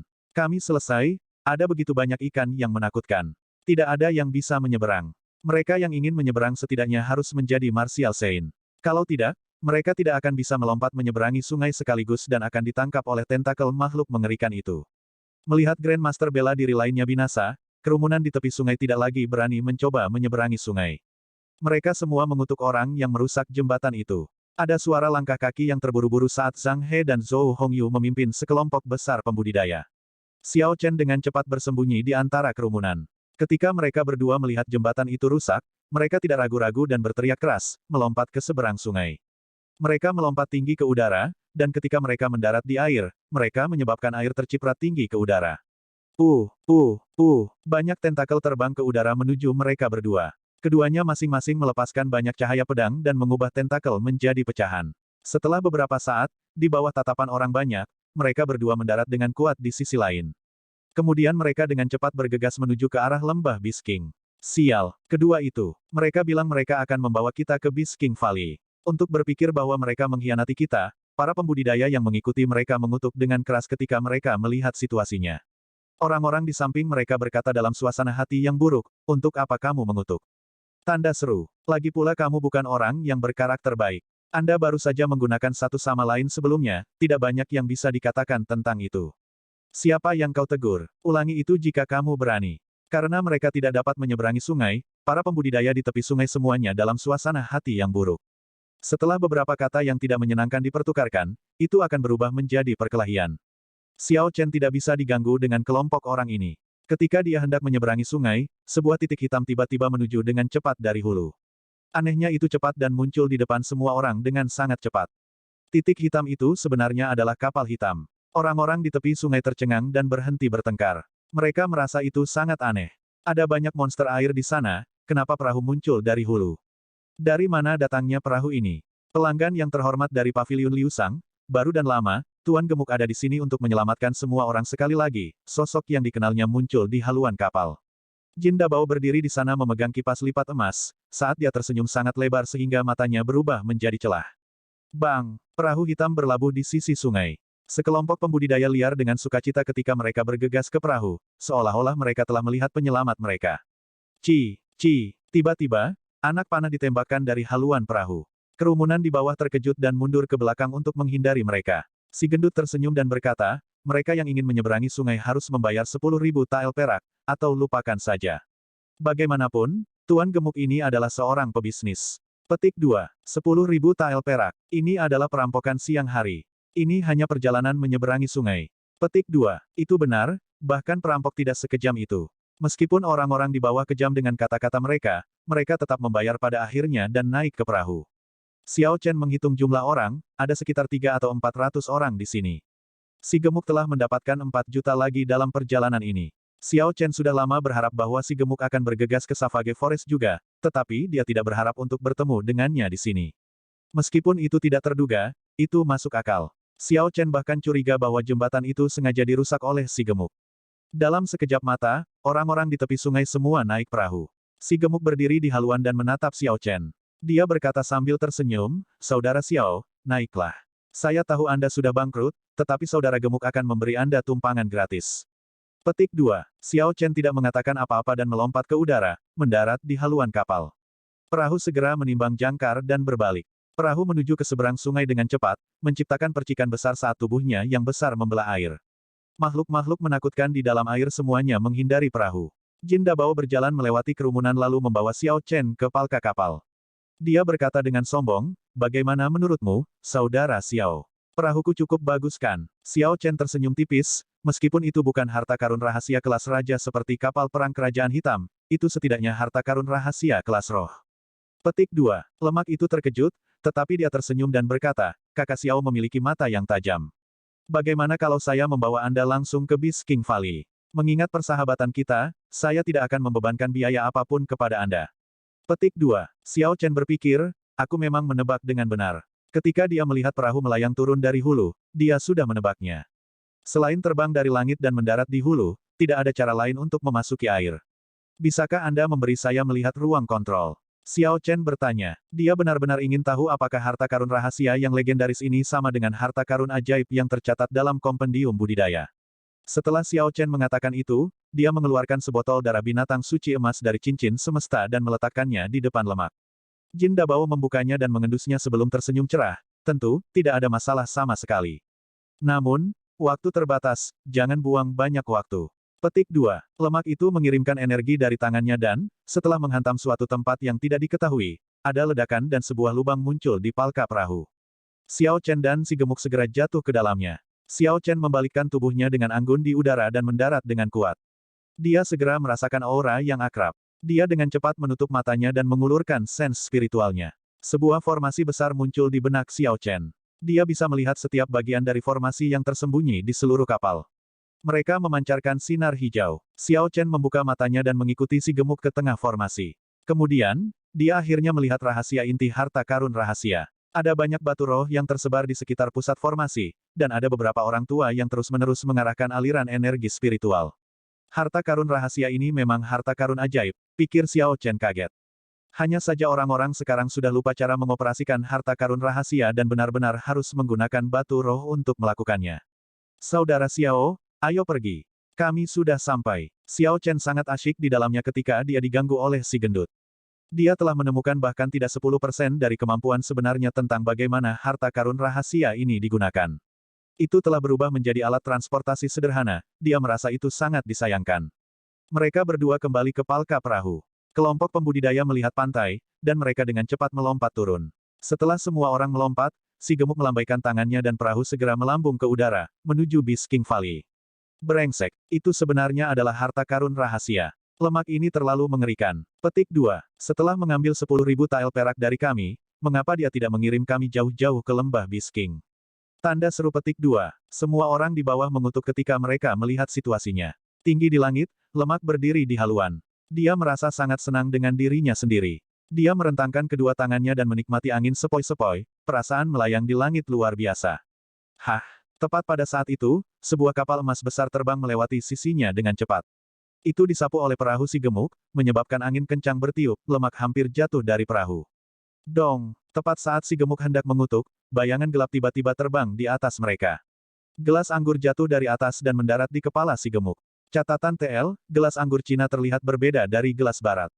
Kelihatannya mirip dengan cangkir teh Cina, tetapi lebih kecil. Kurung siku tutup. Xiao Chen melihat ke arah kapal perang yang terbang di atas mereka dan melihat Hua Yunfei. Harta karun rahasia kelas Raja Klan Hua telah muncul. Sial, suatu hari ketika Tuan Gemuk ini mendapatkan senjata rahasia kelas Kaisar, aku akan menghancurkanmu sampai mati. Sial, si gemuk mengutuk sambil memijat kepalanya. Tepat pada saat itu, Xiao Chen melihat sesosok berdiri di atas pohon besar. Dia merasa bahwa orang itu tampak familiar. Dia mengulurkan sens spiritualnya dan menemukan bahwa dia adalah Chu Chaoyun. Dia memiliki pedang di belakangnya, dan rambutnya yang panjang berkibar-kibar. Dia berdiri di dahan pohon dan melihat ke kejauhan. Xiao Chen merasa itu aneh. Semua klan bangsawan membawa sejumlah orang, dan mereka bahkan mengeluarkan harta karun rahasia kelas raja. Sekte Pedang Berkabut adalah kekuatan terkuat di Provinsi Dongming, tetapi mereka hanya mengirim satu Chu Chaoyun. Terlebih lagi, dia sendirian. Ini tidak masuk akal. Tiba-tiba Chu Chaoyun menoleh dan tersenyum pada Xiao Chen, seolah-olah dia menyapanya. Xiao Chen kaget, mungkinkah dia melihatku? Saya hanya menurunkan sens spiritual saya, bahkan Martial Saint tidak akan bisa merasakan itu. Pedang cahaya tiba-tiba muncul di bawah kaki Chu Chaoyun, membawanya ke langit. Dia dengan cepat menuju ke perahu si gemuk. Weng, pedang cahaya menghilang, dan Chu Chaoyun mendarat dengan kuat di haluan kapal. Xiao Chen merasakan aura berbahaya, dan dia mundur 3 langkah. Chu Chaoyun tersenyum tipis dan melompat turun dari haluan. Dia berkata kepada Xiao Chen, "Saudara Xiao, tidak perlu cemas. Saya di sini hanya untuk mencari tumpangan." Petik 2. Si gendut berdiri di samping dan tersenyum dingin, "Menurutmu perahu siapa ini? Anda pikir Anda dapat melakukan apapun yang Anda inginkan. Lemak baru saja menderita 2 kali berturut-turut sebelumnya dan saat ini dalam suasana hati yang buruk." Ketika dia melihat Chu Chaoyun naik tanpa diundang, dia mulai mengeluarkannya. Chu Chaoyun hanya tersenyum tipis dan berjalan ke sisi si gemuk. Dia menyerahkan setumpuk uang kertas tael emas dan berkata, "Orang-orang dari klan Jin Anda semuanya adalah pengusaha. Saya yakin Anda akan menerima kesepakatan bisnis ini yang terjadi tanpa usaha apapun." Petik 2. Jin Dabao, yang biasanya berperilaku seperti dia melihat ayahnya ketika dia melihat uang, masih tidak mengubah ekspresinya. Dia hanya menyimpan uang kertas dengan mendengus. Xiao Chen tercengang dan berpikir, Fatih Jin pasti telah menderita kerugian dari Chu Chaoyun sebelumnya. Atau dia tidak akan membuat ekspresi seperti itu. Mereka terbang menuju Beast King Valley dalam diam. Chu Chaoyun tampak sangat damai selama perjalanan. Kadang-kadang, dia akan melibatkan Xiao Chen dalam percakapan, membuat orang merasa santai. Namun, semakin dia merasa santai, semakin Xiao Chen merasa ada yang tidak beres. Dia tidak tahu mengapa, tetapi perasaan yang diberikan Chu Chaoyun kepadanya jauh lebih berbahaya daripada Hua Yunfei. Ledakan, ledakan. Tiba-tiba, ada suara ledakan yang datang dari langit di depan mereka. 3 orang di haluan melihat ke depan dan melihat kapal perang emas Guyi Markis bertarung dengan sekelompok burung besar. Burung-burung besar masing-masing memiliki 3 kepala, dan ketika mereka menjulurkan sayapnya, mereka memiliki lebar sayap puluhan meter. Dari 3 kepalanya, 1 menyemburkan api, 1 gas beracun, dan 1 udara dingin. Itu adalah binatang yang sangat ganas. Bab 112, Pengumpulan yang kuat. Flying Rank 5 Spirit Beast, burung berkepala 3, itu akan menjadi masalah, apakah kita bisa menghindarinya? Chu Chaoyun bertanya dengan acuh tak acuh saat dia melihat dengan jelas. Ekspresi si gemuk berubah serius. Setelah waktu yang lama, dia berkata, "Ayo turun. Terlalu banyak. Saya tidak menyangka kita akan bertemu dengan roh binatang bermental pas seperti ini sementara kita masih beberapa kilometer jauhnya dari tujuan kita." Petik 2. Chu Chaoyun sedikit mengernyit, sudah terlambat. Saat dia berbicara, 4 burung berkepala 3 menuju ke arah mereka dengan cepat. Ketika 3 burung besar terbang bersebelahan, mereka seperti awan gelap, menutupi langit. Bang, bang, bang, api, es, dan racun menghujani perahu. Sebuah lingkaran cahaya hijau giok samar muncul di sekitar perahu, menangkis semua serangan ini. Lemak di wajah Fatih Jin bergetar saat dia mengutuk, "Aku akan menderita kerugian kali ini, menghabiskan begitu banyak batu roh bahkan sebelum aku tiba di lembah Beast King."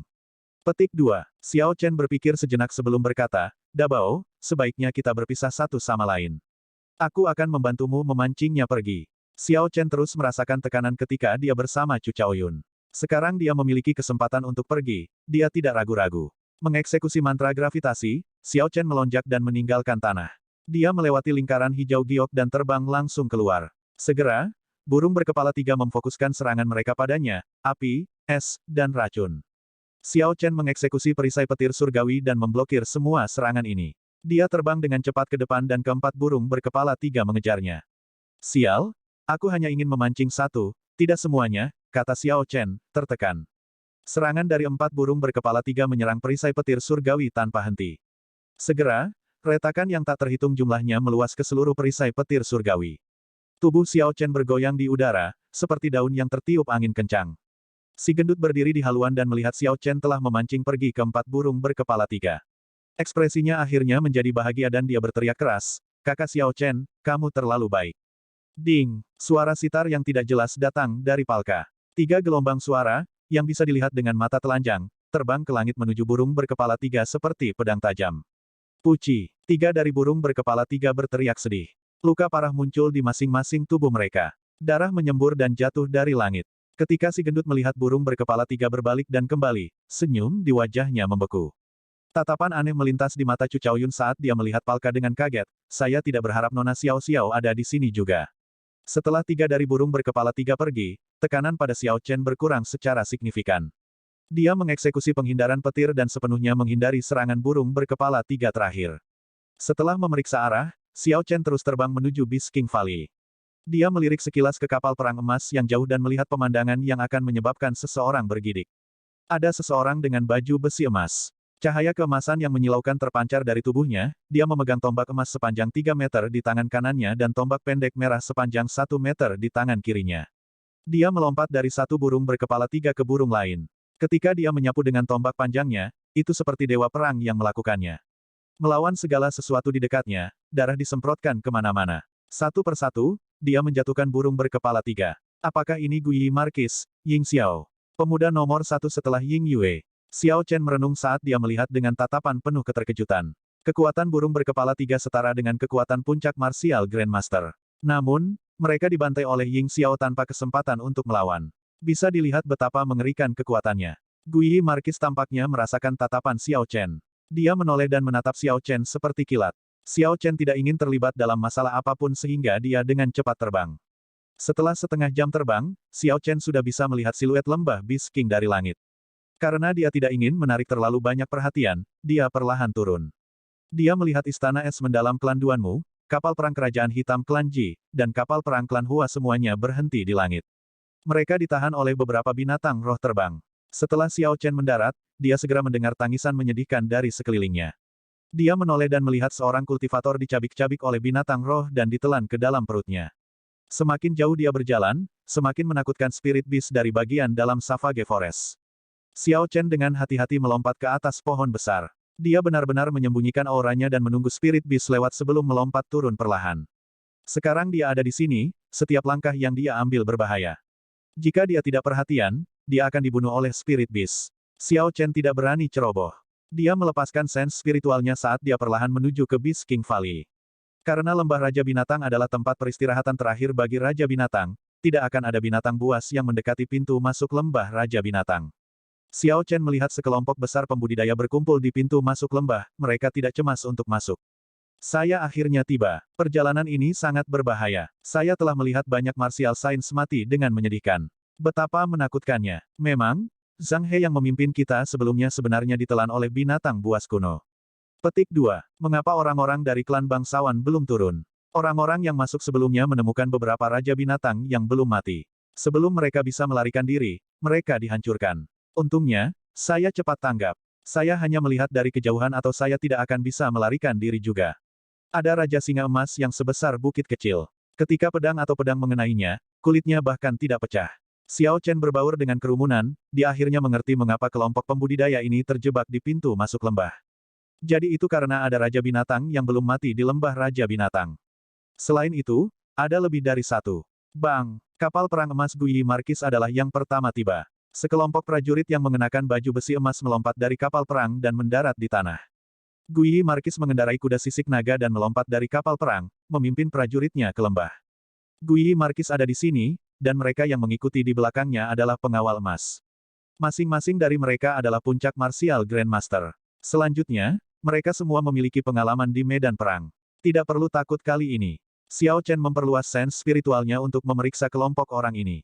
Dia bisa melihat aura hitam berlama-lama di atas kepala mereka. Ini adalah aura buruk yang terbentuk ketika seseorang telah membunuh terlalu banyak. Bang! Petik 2. Kapal perang kerajaan hitam Ji Clan akhirnya tiba. Ji Changkong memimpin sekelompok pembudidaya Ji Clan dan melompat dari haluan kapal perang. Setelah beberapa saat, martial science dari Jiang Clan juga melompat turun.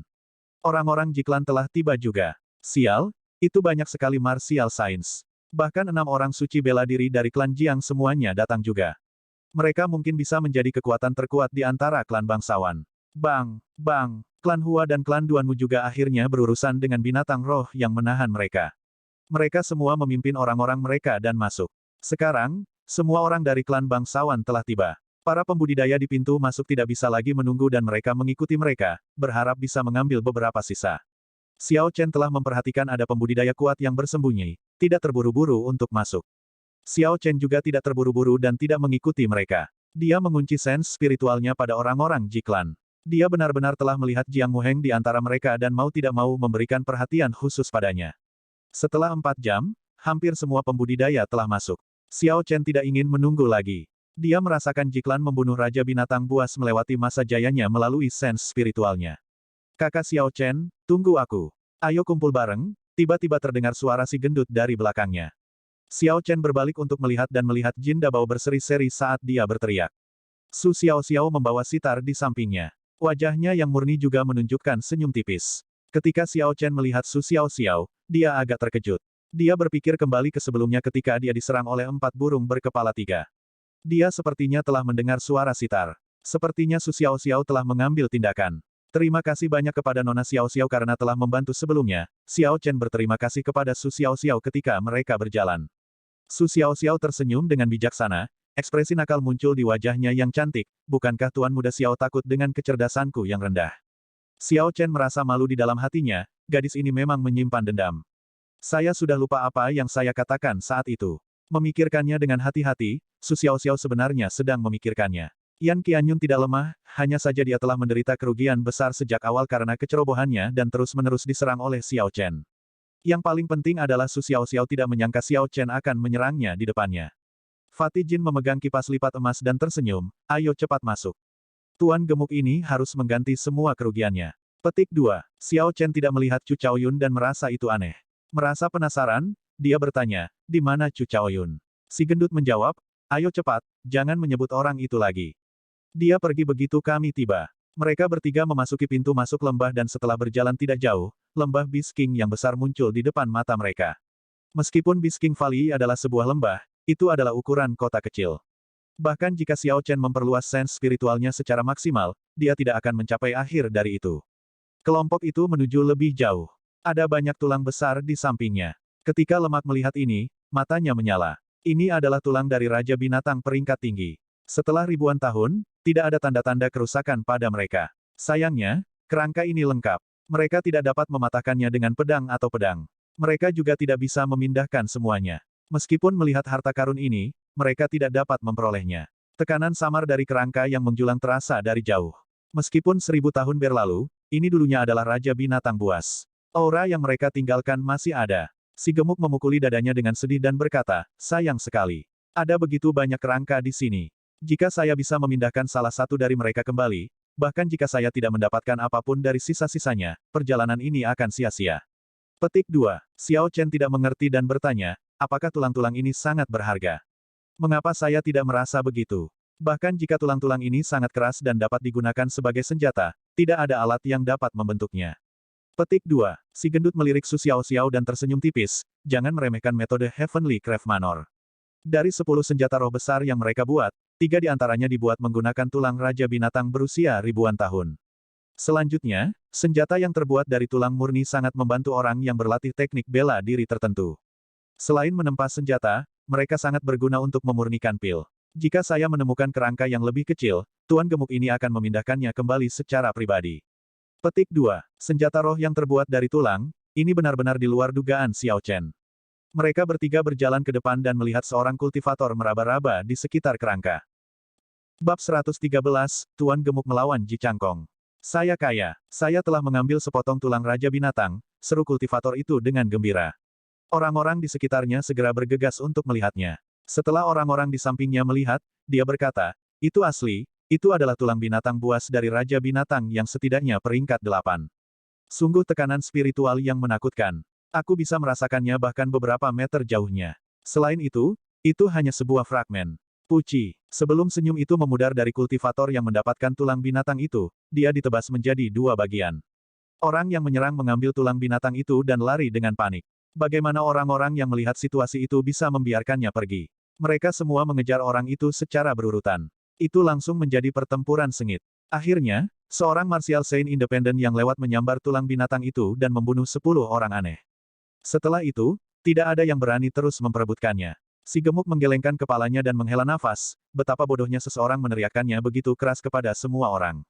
Harta itu ada padaku. Ayo rebut dariku. Xiao Chen merasa menyesal bahkan sebelum dia menemukan pintu masuk ke sisa-sisa, pembunuhan di lembah sudah sangat mengerikan. Begitu mereka memasuki sisa, seberapa buruk itu. Sebelum mereka bertiga berjalan lebih jauh, mereka melihat Jiklan. Mereka membongkar Raja Binatang yang baru saja mereka bunuh. Si gendut berkata dengan heran, mereka benar-benar membunuh Raja Binatang buas yang masih hidup. Klan Ji menjadi kaya kali ini. Hanya darahnya saja yang bisa dijual jutaan. Nilai inti roh bahkan lebih tinggi.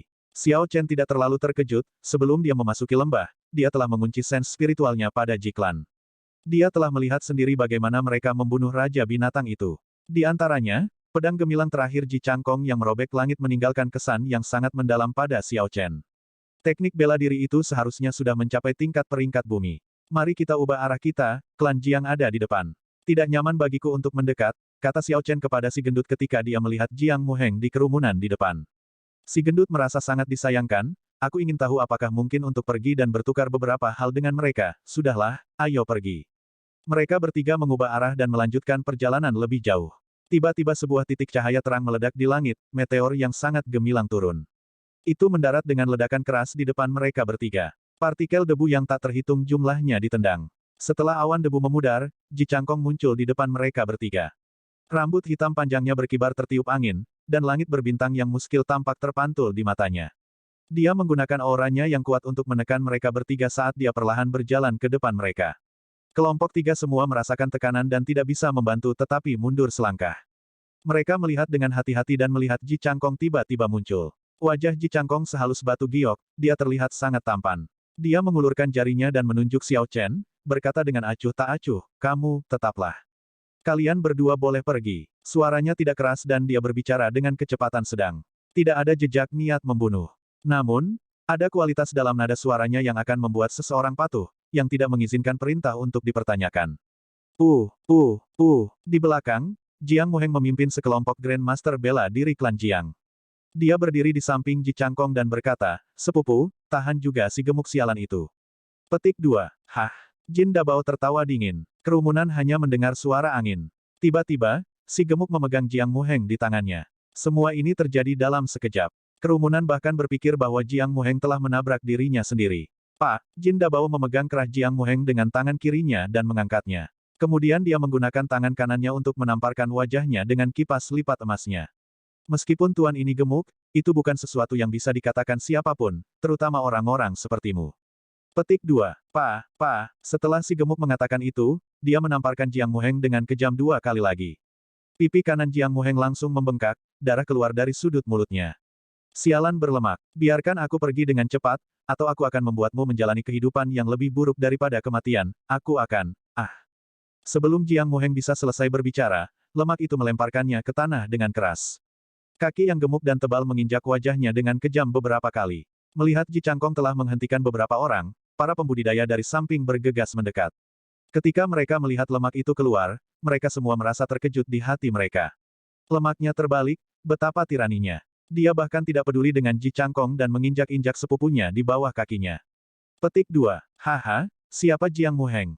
Bahkan rambut Yan Qianyun Provinsi Xie benar-benar dicabut olehnya. Tidak ada yang tidak akan dia lakukan. Sepertinya rumor itu benar. Aku ingin tahu apakah Jiang Muheng akan mencabut rambutnya juga. Jika itu terjadi, itu akan sangat lucu. Kata-kata orang banyak mencapai telinga si gendut. Si gemuk merasa sangat tertekan, dia bahkan tidak bisa mengumpulkan mood untuk bunuh diri karena memiliki reputasi yang buruk. Dia benar-benar ingin menghilangkan rumor ini. Namun, sudah jelas sekarang bukan waktunya untuk melakukannya. Apakah kamu melihat ekspresi si gendut? Sepertinya dia mengakuinya. Brengsek. Betapa kejamnya. Petik 2. Kamu masih berani memanggilnya gendut. Apakah kamu tidak mendengarnya? Dia akan mencabut semua rambut siapapun yang berani memanggilnya gendut. Anda sudah selesai? Dia pasti mendengar Anda karena Anda mengatakan itu adalah suara yang keras. Anda sebaiknya memikirkan solusi untuk menyelamatkan diri Anda dengan cepat. Petik 2. Sialan, aku tidak akan membicarakannya lagi. Jika saya terus berbicara, saya akan benar-benar selesai. Petik 2. Ketika Xiao Chen dan Su Xiaoxiao mendengar si gemuk, mereka berdua secara tidak sadar mundur 3 langkah, membuat jarak tertentu antara mereka dan si gemuk. Jin Dabao memiliki ekspresi yang salah padanya, dia tidak lagi memiliki aura tirani yang dia miliki sebelumnya. Dia berkata dengan getir, tidak bisakah kalian menunjukkan kesetiaan? Petik 2. Jin Dabao, biarkan anakku pergi dengan cepat. Tidak ada dendam antara Anda dan saya. Saya tidak akan meminta jalan di sisi timur kota kembali, dan saya juga tidak akan mempersulit Anda. Kepala klan Jiang dengan cepat bergegas dan berkata dengan suara keras. Ketika dia melihat Jin Dabao menginjak-injak Jiang Muheng. Ketika Jiang Muheng mendengar suara Jiang Mingsun, dia sangat gelisah. Dia meronta-ronta saat kepalanya diinjak oleh lemak sebelum akhirnya berhasil membuka mulutnya dan mengambil napas dalam-dalam. Dia berteriak, "Ayah, selamatkan aku. Lemak ini adalah cabul. Yan Qianyun adalah..." Si gemuk merasa sangat marah saat mendengar kata-kata Jiang Muheng. Dia menendangnya ke udara dan menggunakan telapak tangannya sebagai pisau, memukulnya hingga pingsan. Jiang Mingsun merasa sangat cemas dan bergegas ke depan. Lemak itu meraih leher Jiang Muheng dan menatap Jiang Mingsun dengan kejam. Jiang Mingsun merasakan niat membunuh dalam tatapannya dan buru-buru berhenti. Ledakan. Ji Changkong, yang selama ini diam, tiba-tiba bergerak. Sesosok manusia berkulit hitam tiba-tiba muncul di depan si gendut. Sosok itu menggunakan jarinya sebagai pedang dan menusukkannya ke arah mata Jin Dabao. Hah! Jin Dabao membuka kipas lipat emas di tangannya dan sesosok emas muncul di belakangnya. Sosok itu berpakaian seperti seorang sarjana dan juga memegang kipas lipat emas di tangannya. Begitu cendekiawan itu muncul, kekuatan seorang bijak kuno menyebar ke seluruh area. Semua pembudidaya di sekitarnya merasakan aura lurus. Ledakan. Sarjana itu melambaikan tangannya dengan lembut dan kipas lipat terbuka. Itu mengeluarkan gelombang energi dan sosok hitam di depan lemak segera terbang mundur dan meledak, menjadi bayangan darah. Itu adalah senjata seorang bijak kuno. Memikirkan bahwa bayangan orang bijak kuno tetap ada di dalamnya. Betapa menakutkannya. Inkarnasi astral Ji Changfeng benar-benar dihancurkan oleh gelombang lembut kipas lipat. Petik 2. Ekspresi Ji Changkong tidak berubah, dia hanya merasakan kejutan di hatinya. Dia tidak berharap lemak vulgar berpakaian norak ini ditutupi dengan harta yang aneh. Dari penampilan pakaiannya, sangat mungkin ornamen cantik pada dirinya bisa menjadi harta yang aneh juga. Si gemuk mengangkat Jiang Muheng ke tubuhnya dan berkata kepada Ji Changkong, "Aku tidak peduli dengan dendammu dengan Xiao Chen. Setelah kita meninggalkan Beast King Valley, aku tidak peduli apa yang kamu lakukan. Namun, di Beast King Valley, dia adalah teman saya." Petik 2. Aku akan bertahan pada Jiang Muheng untuk jangka waktu tertentu. Pertama. Setelah kita meninggalkan Beast King Valley, aku akan mengembalikannya padamu. Setelah Jin Dabao berbicara, dia memimpin Xiao Chen dan Su Xiaoxiao ke arah lain. Ketika Jiang Mingsun dan yang lainnya melihat Xiao Chen pergi, mereka merasa sangat marah. Namun, tidak ada yang bisa mereka lakukan. Jika mereka ingin menyerangnya secara paksa, Jiang Muheng akan segera dibunuh. Lemak ini benar-benar tirani, dia bahkan tidak takut pada Ji Changkong. Sangat disayangkan bagi klan Jiang. Anak tunggal mereka akan menderita di tangan si gendut ini. Dari semua orang yang mereka pilih untuk dimusuhi, mereka memilih lemak ini. Petik 2. Diam. Lemak itu masih ada di dekatnya, pelankan suaramu. Ketika mereka tiba di daerah terpencil di lembah Beast King, Jin Dabao melemparkan Jiang Muheng ke tanah dan mulai menepuk-nepuk seluruh tubuhnya. Xiao Chen dan Su Xiaoxiao ingat desas-desus yang mereka dengar dan diam-diam melangkah ke samping. Setelah waktu yang lama, si gemuk mengutuk, "Yang Malang, dia tidak punya apa-apa." Petik 2. Melihat Xiao Chen dan Su Xiaoxiao bergerak ke samping, si gemuk dengan cepat mengambil Jiang Muheng dan mengejar mereka. Dia menjelaskan, "Bisakah kalian tidak menatapku seperti itu? Itu hanya rumor." Xiao Chen tersenyum tipis, "Aku tahu, itu hanya perbedaan dalam kecerdasan. Mereka hanya tidak bisa memahamimu. Itulah semangat." Si gendut berkata dengan gembira, tetapi setelah beberapa saat, dia merasa ada yang tidak beres. "Mengapa saya merasa bahwa Anda benar-benar mengejek saya?" Petik 2. Xiao Chen menangkupkan telinganya dan mendengarkan sebentar sebelum berkata, "Berhentilah main-main, aku mendengar suara pertempuran. Itu pasti salah satu klan bangsawan yang membunuh Raja Binatang Buas. Mari kita lihat apakah kita bisa memanfaatkan situasi ini." Si gendut melihat ke arah yang ditunjuk Xiao Chen dan mendengarkan juga, "Kenapa aku tidak mendengarnya?" "Tidak apa-apa, aku percaya padamu." Namun, bagaimana kita akan menghadapi orang yang kubawa ini? Xiao Chen berpikir sejenak sebelum menempatkan cincin semesta di tubuh Jiang Muheng. Dengan pemikiran dari Xiao Chen, Jiang Muheng disimpan di cincin semesta. Jin Dabao dan Su Xiao tercengang melihat hal itu terjadi. Si gendut bertanya dengan heran, cincin tata ruang macam apa ini? Kenapa bisa menyimpan manusia hidup? Xiao Chen tidak menjelaskan dan hanya berkata, perlakukan saja sebagai harta karun rahasia. Xiao Chen memimpin jalan ke depan. Ada banyak pertempuran yang terjadi di sepanjang jalan.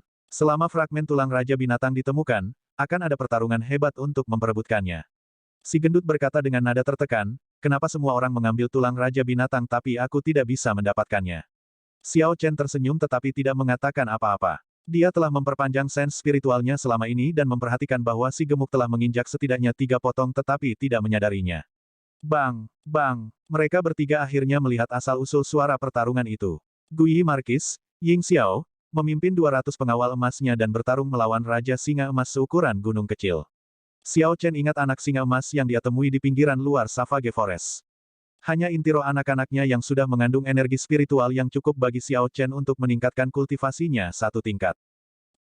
Bab 114, Binatang Suci Emas. Energi spiritual yang terkandung dalam Raja Singa Emas seukuran gunung akan berada pada tingkat yang sangat mengerikan. Mata si gemuk berbinar saat dia berkata dengan penuh semangat, ini adalah binatang suci emas. Ini benar-benar binatang suci emas. Su Xiao menyela, berhentilah terlalu banyak bermimpi, 200 pengawal emas Guyi Markis semuanya adalah Grand Master bela diri. Selanjutnya, mereka semua dibaptis dalam darah medan perang. Yang paling penting adalah peralatan mereka, mereka semua memiliki armor pertempuran peringkat bumi dan senjata roh peringkat mendalam kelas superior yang ditempa di Heavenly Craft Manor. Meskipun mereka tidak membawa martial science, dapat dikatakan bahwa mereka cenderung menjadi kekuatan terkuat di sini. Xiao Chen sangat heran, ada 200 orang yang menggunakan battle armor dan spirit weapons elite. Itu angka yang menakutkan. Battle armor yang dikenakan Yan Qianyun hanyalah battle armor peringkat bumi. Lebih jauh lagi, satu-satunya alasan mengapa dia memilikinya adalah karena dia adalah penerus klan bangsawan. Untuk berpikir bahwa 200 pengawal emas ini sebenarnya semuanya dilengkapi dengan armor pertempuran peringkat bumi. Memikirkan hal ini akan menyebabkan seseorang menggigil meskipun tidak dingin. Mungkinkah Guyi Markis tidak tertandingi di Beast King Valley hanya dengan 200 pengawal emas ini? Saat mereka bertiga berbicara, Guyi Markis, Ying Xiao, tiba-tiba berteriak. Dia mengendarai kuda sisik naga dan bergegas menuju Raja Singa Emas. Debu ditendang dari tanah, dan dia bergerak dengan kuda sebagai satu kesatuan, bergerak secepat kilat saat dia tiba di tujuannya dalam sekejap. Pada saat berikutnya, dia tiba di hadapan Raja Singa Emas. Tombak emas sepanjang 3 meter itu membawa kekuatan besar di belakangnya saat dia memukul dada Raja Singa Emas dengan keras. Ledakan. Mereka bertiga harus melihat pemandangan yang sangat luar biasa. Guyi Markis tingginya hanya sekitar 2 meter lebih ketika dia menunggangi kuda sisik naga. Di depan Raja Singa Emas seukuran gunung, dia tampak sangat kecil. Namun, dia mampu menjatuhkan Raja Singa Emas terbang kembali. Kekuatan di balik tombak itu sangat menakutkan, betapa besar kekuatan itu untuk menjatuhkan Raja Singa Emas seukuran gunung ke belakang. Bang! Raja Singa Emas mendarat dengan keras di tanah, menghasilkan benturan keras, tanah bergetar. Sebelum berdiri, 200 pengawal emas segera mengepungnya. Xiao Chen merasa itu sangat disayangkan. Dia tahu bahwa di depan kekuatan absolut seperti itu, tidak akan ada peluang baginya. Dia dengan cepat memimpin kelompok itu pergi dan terus melangkah lebih jauh. Sebelum dia pergi, dia merasakan tatapan seperti kilat dari Guyi Markis padanya sekali lagi. Setelah mereka berjalan untuk waktu yang lama, si gemuk mengeluh, lembah Raja Binatang Buas ini terlalu besar. Jika kita terus seperti ini, berapa bulan yang kita perlukan untuk menemukan pintu masuk sisa kuno? Gemuruh. Persis seperti yang dikatakan si gemuk bahwa suara gemuruh terus-menerus datang dari sisi gunung di kejauhan.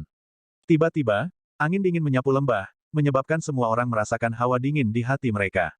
Itu pasti pembukaan sisa kuno. Itu adalah klan Duanmu. Saya melihat mereka menuju ke arah itu. Semua orang segera menghentikan apa yang mereka lakukan dan melihat ke arah sisi gunung di kejauhan. Guyi Markis, menunggangi kuda sisik naganya, memimpin 200 pengawal emasnya dan berlari melewati kelompok yang terdiri dari 3 orang. Mereka benar-benar menyerah pada Raja Singa Emas yang hampir mereka taklukkan dan langsung menuju sisi gunung. Ekspresi semua orang tampaknya menjadi bersemangat saat mereka semua berlari kencang ke sisi gunung. Mereka semua takut jika mereka terlambat selangkah, semua harta dari sisa kuno akan diambil oleh orang lain. Xiao Chen berpikir sejenak sebelum berbalik, ayo kita lihat Raja Singa Emas, tidak perlu terburu-buru untuk mendapatkan sisa kuno. Si gendut terkekeh, persis seperti yang kupikirkan. Petik 2. Mereka bertiga kembali ke tempat Raja Singa Emas berada. Mereka melihat puluhan pembudidaya yang memiliki pemikiran yang sama dengan mereka. Mereka saat ini mengelilingi Raja Singa Emas yang akan segera mati. Banyak pembudidaya memukulkan senjata mereka ke tubuh Raja Singa Emas, dentang logam terus berdering. Kulit Raja Singa Emas itu seperti logam, tidak ada satupun bekas yang tersisa. Huci, aliran api emas tiba-tiba turun dari langit. Para pembudidaya di tanah semuanya dipanggang menjadi tumpukan abu. Mereka bahkan tidak memiliki kemampuan untuk melawan. Ketika pembudidaya yang tersisa melihat ini, mereka semua menyerah dan pergi. Xiao Chen sekarang agak mengerti mengapa Guyi Markis menyerah. Meskipun Raja Singa Emas ini hampir mati dan gerakannya lamban, kulitnya seperti logam. Senjata biasa tidak mungkin menyebabkan kerusakan padanya. Ketika Jin Dabao melihat situasinya, dia mengerutkan kening, mengapa kulit orang ini begitu tebal.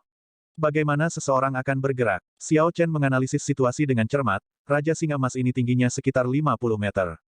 Melihat di mana Guyi Markis menusuknya dengan tombaknya, ada luka dangkal di sana. Tetesan kecil darah emas perlahan mengalir keluar. Su Xiao Xiao, yang selama ini diam, tiba-tiba mengatakan sesuatu, masih ada kesempatan. Kekuatan hidupnya berkurang dengan cepat. Apalagi lukanya sangat parah. Meskipun kelompok Guyi Markis tidak berhasil menembus kulitnya, kekuatan di balik senjata roh mereka telah menyusup ke tubuhnya. Petik 2. Xiao Chen mengeluarkan Soul Slayer Bow dari Universe Ring dan memasangkan Essence Light Arrow di atasnya.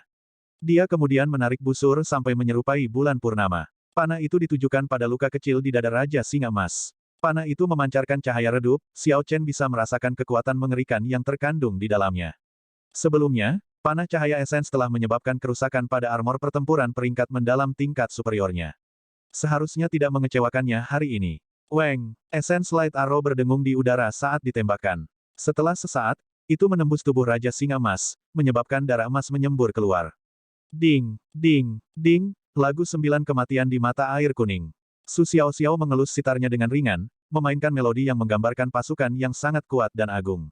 Pepohonan dan rerumputan di lembah bergetar, suara angin menderu keras, seolah-olah pasukan yang luar biasa dengan ribuan pria dan kuda berbaris di lembah. Roh pahlawan kuno yang tak terhitung jumlahnya benar-benar muncul di belakang Su Xiao Xiao.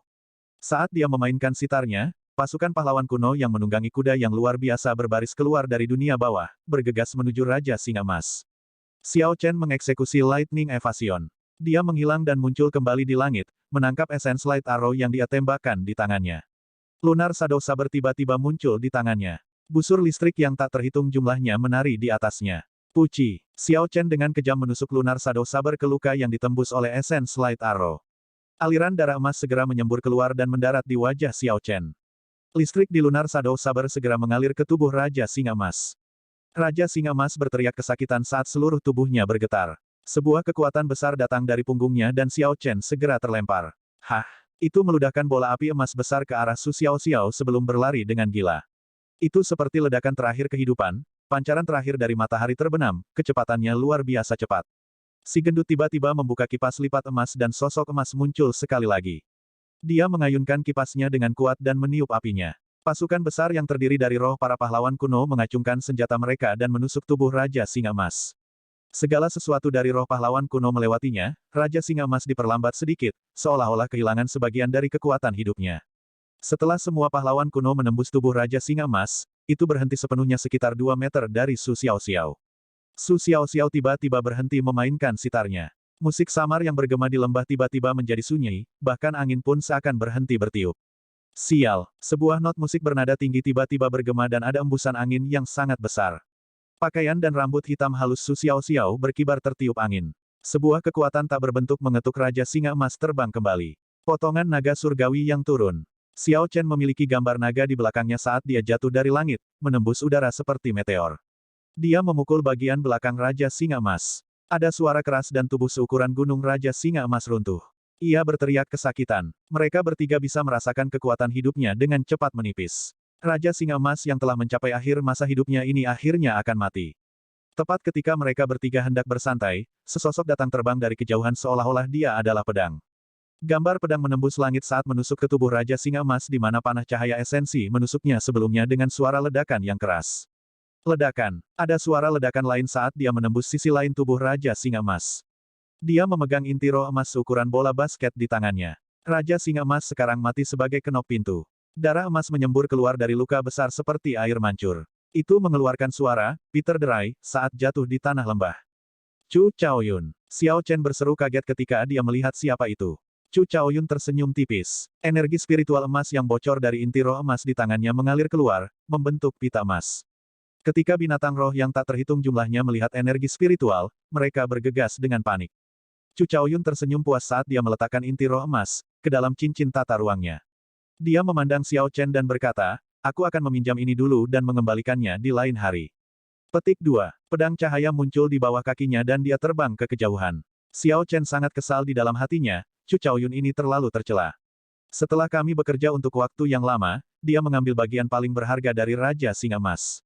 Setelah mengatakan dia meminjamnya, dia kabur begitu saja. Xiao Chen tidak merasa puas di hatinya. Dia sangat jelas tentang jumlah energi spiritual yang terkandung dalam inti roh ini, lebih dari siapapun. Dia mengeksekusi mantra gravitasi untuk mengejarnya. Saudara Xiao, jangan mengejarnya. Fatih Jin berteriak dari tanah. Sial, Xiao Chen bukan tandingan Chu Chaoyun. Mengejarnya tidak bermanfaat. Su Xiao sedikit pucat saat ini. Dia telah menghabiskan banyak esensi dan vitalitas dengan menggunakan lagu 9 kematian di mata air kuning. Dia melihat ke arah Xiao Chen pergi dan berkata, kamu bisa berhenti berteriak. Chu Chaoyun tidak akan pernah menyakitinya. Si gendut berkata dengan penuh kebencian, ini bukan pertama kalinya dia melakukan ini. Suatu hari, ketika dia jatuh ke tangan saya, Chu Chaoyun tiba-tiba berhenti ketika dia tiba di dataran di lembah. Dia perlahan-lahan mendarat di tanah dan menatap Xiao Chen, yang mengejarnya, saudara Xiao, salah jika aku mengambil inti rohmu. Saya akan membalas budi ini di masa depan. Petik 2. Setelah Xiao Chen mendarat, dia berkata dengan acuh tak acuh, melakukan sesukamu, apakah kamu bahkan meminta izin padaku terlebih dahulu? Xiao Chen mengacungkan lunar shadow saber saat dia menatap Chu Chaoyun.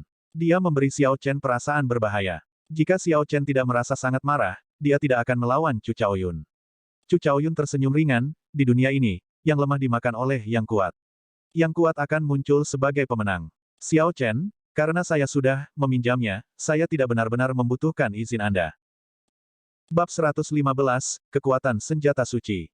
Penghindaran petir. Petir menyambar, dan Xiao Chen muncul di samping Chu Chaoyun. Menjalankan drawing de sabre, sabre berkedip dengan cahaya saat mengenai dada Chu Chaoyun.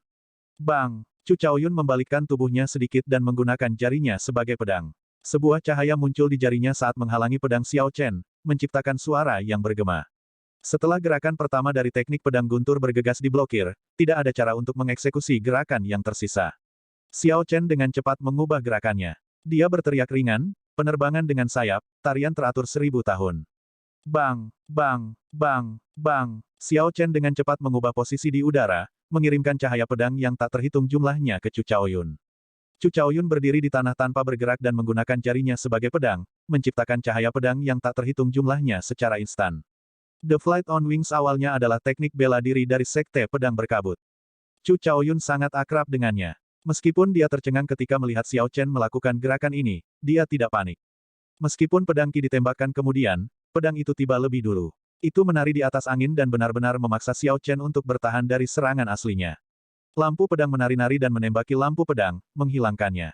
Keduanya bertukar ribuan gerakan. Konsumsi esens tinggi. Setelah pelaksanaan tarian terganggu 1000 tahun selesai, Xiao Chen mundur ke belakang. Dia mengeksekusi seni melonjak awan Azure Dragon dan melompat ke langit. Terbang dengan sayap, bulan cerah seperti api.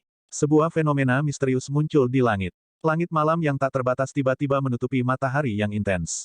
Bulan purnama perlahan naik dari cakrawala, memancarkan cahaya lembut. Chu Chaoyun sedikit mengernyit, dia heran saat dia berpikir, ini sudah sangat mengejutkan dia bisa menggunakan tarian 1000 tahun dari sekte kami. Kenapa dia bisa mengeksekusi Moon Bright Like Fire juga? Chu Chaoyun mengungkapkan ekspresi hati-hati. Dia sangat jelas tentang kekuatan Moon Bright Like Fire. Sebelumnya, pedang suci itu mengandalkan langkah ini untuk merobohkan seorang kaisar dengan tangannya sendiri. Meski begitu, dia masih memiliki ekspresi santai di wajahnya. Xiao Chen belum benar-benar memahami esensi sebenarnya dari gerakan ini, ada cacat yang jelas dengan fenomena misterius. Menampilkan sedikit keterampilan seseorang di depan seorang ahli. Chu Chaoyun tersenyum tipis. Kakak, di malam yang gelap gulita, cahaya keemasan tiba-tiba mekar. Pedang di belakang Chu Chaoyun ditarik keluar 1 inci. Dalam sepersekian detik, cahaya keemasan meletus. Sebuah emas tak terbatas terpancar intens dari inci pedang yang ditarik. Senjata suci. Senjata di belakang punggungnya sebenarnya adalah senjata suci. Xiao Chen merasa sangat heran ketika dia melihat cahaya yang menusuk itu. Namun, Sekarang fenomena misterius itu dilepaskan, dia tidak lagi bisa mundur, dia hanya bisa berbenturan. Chu Chaoyun berdiri dengan tangan di belakang punggungnya dan menatap Xiao Chen dengan acuh tak acuh. Dia mendengus dingin dan pedang itu kembali ke sarungnya. Cahaya keemasan yang melonjak menembak ke sekeliling, berubah menjadi gambar pedang tanpa akhir. Pemandangan malam yang menutupi langit sekarang seperti kaca dengan banyak retakan. Setelah beberapa saat, ada suara merdu yang tak terhitung jumlahnya, pemandangan malam benar-benar menghilang. Bulan purnama yang belum terbit berubah menjadi ilusi dan menghilang. Sinar matahari bersinar sekali lagi. Setelah fenomena misterius itu pecah, Xiao Chen memuntahkan seteguk darah. Wajahnya sangat pucat. Dia terhuyung-huyung dan hampir jatuh ke tanah. Fenomena misterius sedang dilawan atau gerakan pedang dilawan, peristiwa ini mengakibatkan cedera internal paling parah bagi seorang kultivator. Ketika fenomena misterius Zhang He pecah, dia dilumpuhkan oleh Xiao Chen. Chu Chaoyun melompat dengan ringan dan perlahan berjalan ke Xiao Chen, dia berkata, saya tahu bahwa Anda masih memiliki beberapa kartu truf yang belum Anda ungkapkan. Namun, saya tidak punya niat untuk membunuh Anda, setidaknya belum. Saya harap Anda tidak akan melakukan sesuatu yang konyol. Jangan paksa saya untuk menggunakan jurus yang saya gunakan di Hua Yunfei. Dunia ini sangat besar, sangat indah. Namun, Anda hanya dapat menikmatinya dengan hidup. Orang yang bisa tertawa terakhir adalah pahlawan sejati. Setelah Chu Chaoyun berbicara, pedang cahaya muncul di kakinya. Dia mengendarai pedang dan terbang ke langit, menghilang dengan sangat cepat. Xiao Chen mengkonsumsi Blood Replenishing Pill dan Ki Returning Pill terlebih dahulu, dan kemudian melihat sosok mundur Chu Chaoyun. Xiao Chen tersenyum pahit, ini adalah pertama kalinya dia dikalahkan begitu menyedihkan. Lawannya bahkan belum menyelesaikan gerakannya, dia hanya menggunakan setengah gerakannya untuk mengalahkannya. Xiao Chen duduk bersila dan perlahan-lahan mengedarkan mantra surgawi guntur ungu, mencerna kekuatan obat di tubuhnya. Setelah waktu yang lama, ketika kekuatan obat meresap ke seluruh tubuhnya, luka-lukanya hampir sepenuhnya pulih.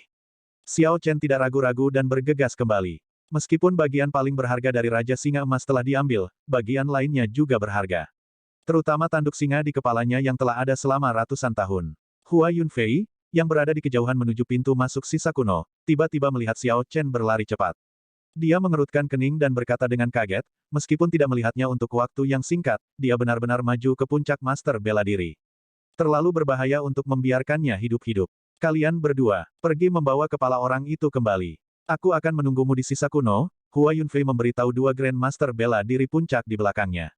Dia merasa bahwa itu sangat disayangkan, dia harus menjelajahi sisa kuno dan tidak bisa melakukannya secara pribadi. Saya mematuhi. Mereka berdua menerima pesanan mereka dan berlari ke arah Xiao Chen. Xiao Chen selalu memperluas sense spiritualnya di Beast King Valley. Saat dia melihat Hua Yunfei, dia membuat rencana untuk mengelilinginya. Namun, dia tidak berharap diperhatikan sebelum dia bisa melakukannya. Melihat dua master bela diri di belakangnya, sudut bibir Xiao Chen melengkung membentuk senyuman dingin. Azure Dragon Cloud Soaring Art dieksekusi secara ekstrim dan kecepatannya langsung berlipat ganda. Dia melemparkan kedua orang itu dalam sekejap. Di mana dia? Kemana dia pergi? Saya cukup yakin saya melihatnya pergi ke arah ini. Petik 2. Dia pasti bersembunyi, ayo berpencar dan cari dia. Xiao Chen telah melarikan diri dari persepsi mereka secara instan, mereka tidak bisa membantu tetapi menjadi sangat terkejut. Puci, sebuah panah melintas seperti embusan angin kencang. Sebelum salah satu Grandmaster bela diri bisa bereaksi, panah cahaya esensi menembus jantungnya dari belakang, membunuhnya. Ketika Grandmaster bela diri lainnya melihat Xiao Chen muncul dari belakangnya, dia terkejut. Ketika dia melihat busur pembunuh jiwa dan panah cahaya esensi di tangannya, dia segera melarikan diri tanpa melihat ke belakang. Xiao Chen melihat ke arah di mana orang itu melarikan diri, tetapi dia tidak mengejar. Dia mengambil Essence Light Arrow yang mendarat di tanah sebelum menepuk tubuh martial Grandmaster yang sudah mati. Status Grandmaster bela diri ini tampaknya tidak rendah. Xiao Chen berhasil mendapatkan uang kertas seharga 2.000 tile emas, pil peringkat 4 pil tempering tubuh, dan manual teknik bela diri peringkat mendalam, Clear Wind Chop. Xiao Chen tersenyum puas, suasana hatinya yang tertekan terangkat. Grandmaster bela diri ini meninggal dengan kematian yang tidak pantas.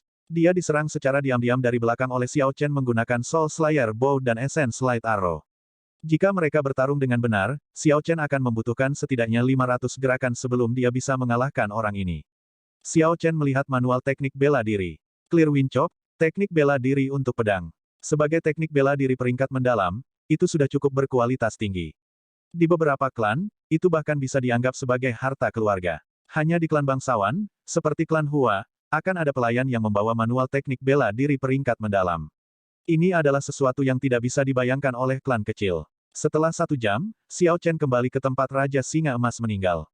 Namun, ia menemukan bahwa lemak sangat cepat dengan tindakannya. Dia sudah menanggalkan segalanya dari Raja Singa Emas, hanya menyisakan kerangka emas lengkap. Ketika Jin Dabao melihat Xiao Chen kembali, dia menyerahkan tanduk singa emas kepadanya. Dia berkata, saya telah mengambil kulit dan darah binatang suci emas. Nona Xiao Xiao menginginkan kerangka itu. Tanduk singa ini untukmu. Aku lupa memberitahumu, Chu Chaoyun memiliki senjata suci. Dalam alam kultivasi yang sama, dia tak tertandingi. Bahkan martial Sein awal akan dikalahkan olehnya. Saya katakan untuk tidak mengejar dia sebelumnya, apakah kamu tidak mendengar? Xiao Chen tersenyum tipis saat menerima tanduk singa emas. Dia melihat kerangka emas yang sangat besar dan berkata, bagaimana Anda akan mengangkut ini kembali? Bahkan jika Anda akan menggunakan perahu, Anda masih perlu memikirkan cara untuk membawanya ke atas kapal. Petik 2. Si gemuk tersenyum, kamu tidak perlu khawatir tentang itu, Nona Xiao Xiao memiliki metodenya sendiri. Su Xiao Xiao tersenyum mengakui itu. Meskipun Xiao Chen ingin tahu tentang apa yang diinginkan Su Xiao Xiao dengan kerangka itu, dia tidak bertanya padanya. Setelah distribusi selesai, suasana hati Jin Dabao sedang baik. Dia berkata dengan berani, ayo, Tuan Gemuk ini akan membawamu untuk pergi mendapatkan harta dari sisa kuno. Petik 2. Di pintu masuk sisa kuno, Hua Yunfei melihat Grandmaster bela diri melarikan diri. Dia menjadi sangat marah, saya belum pernah melihat sampah seperti Anda. Seorang Grandmaster bela diri puncak sebenarnya ditakuti oleh Master bela diri kelas superior.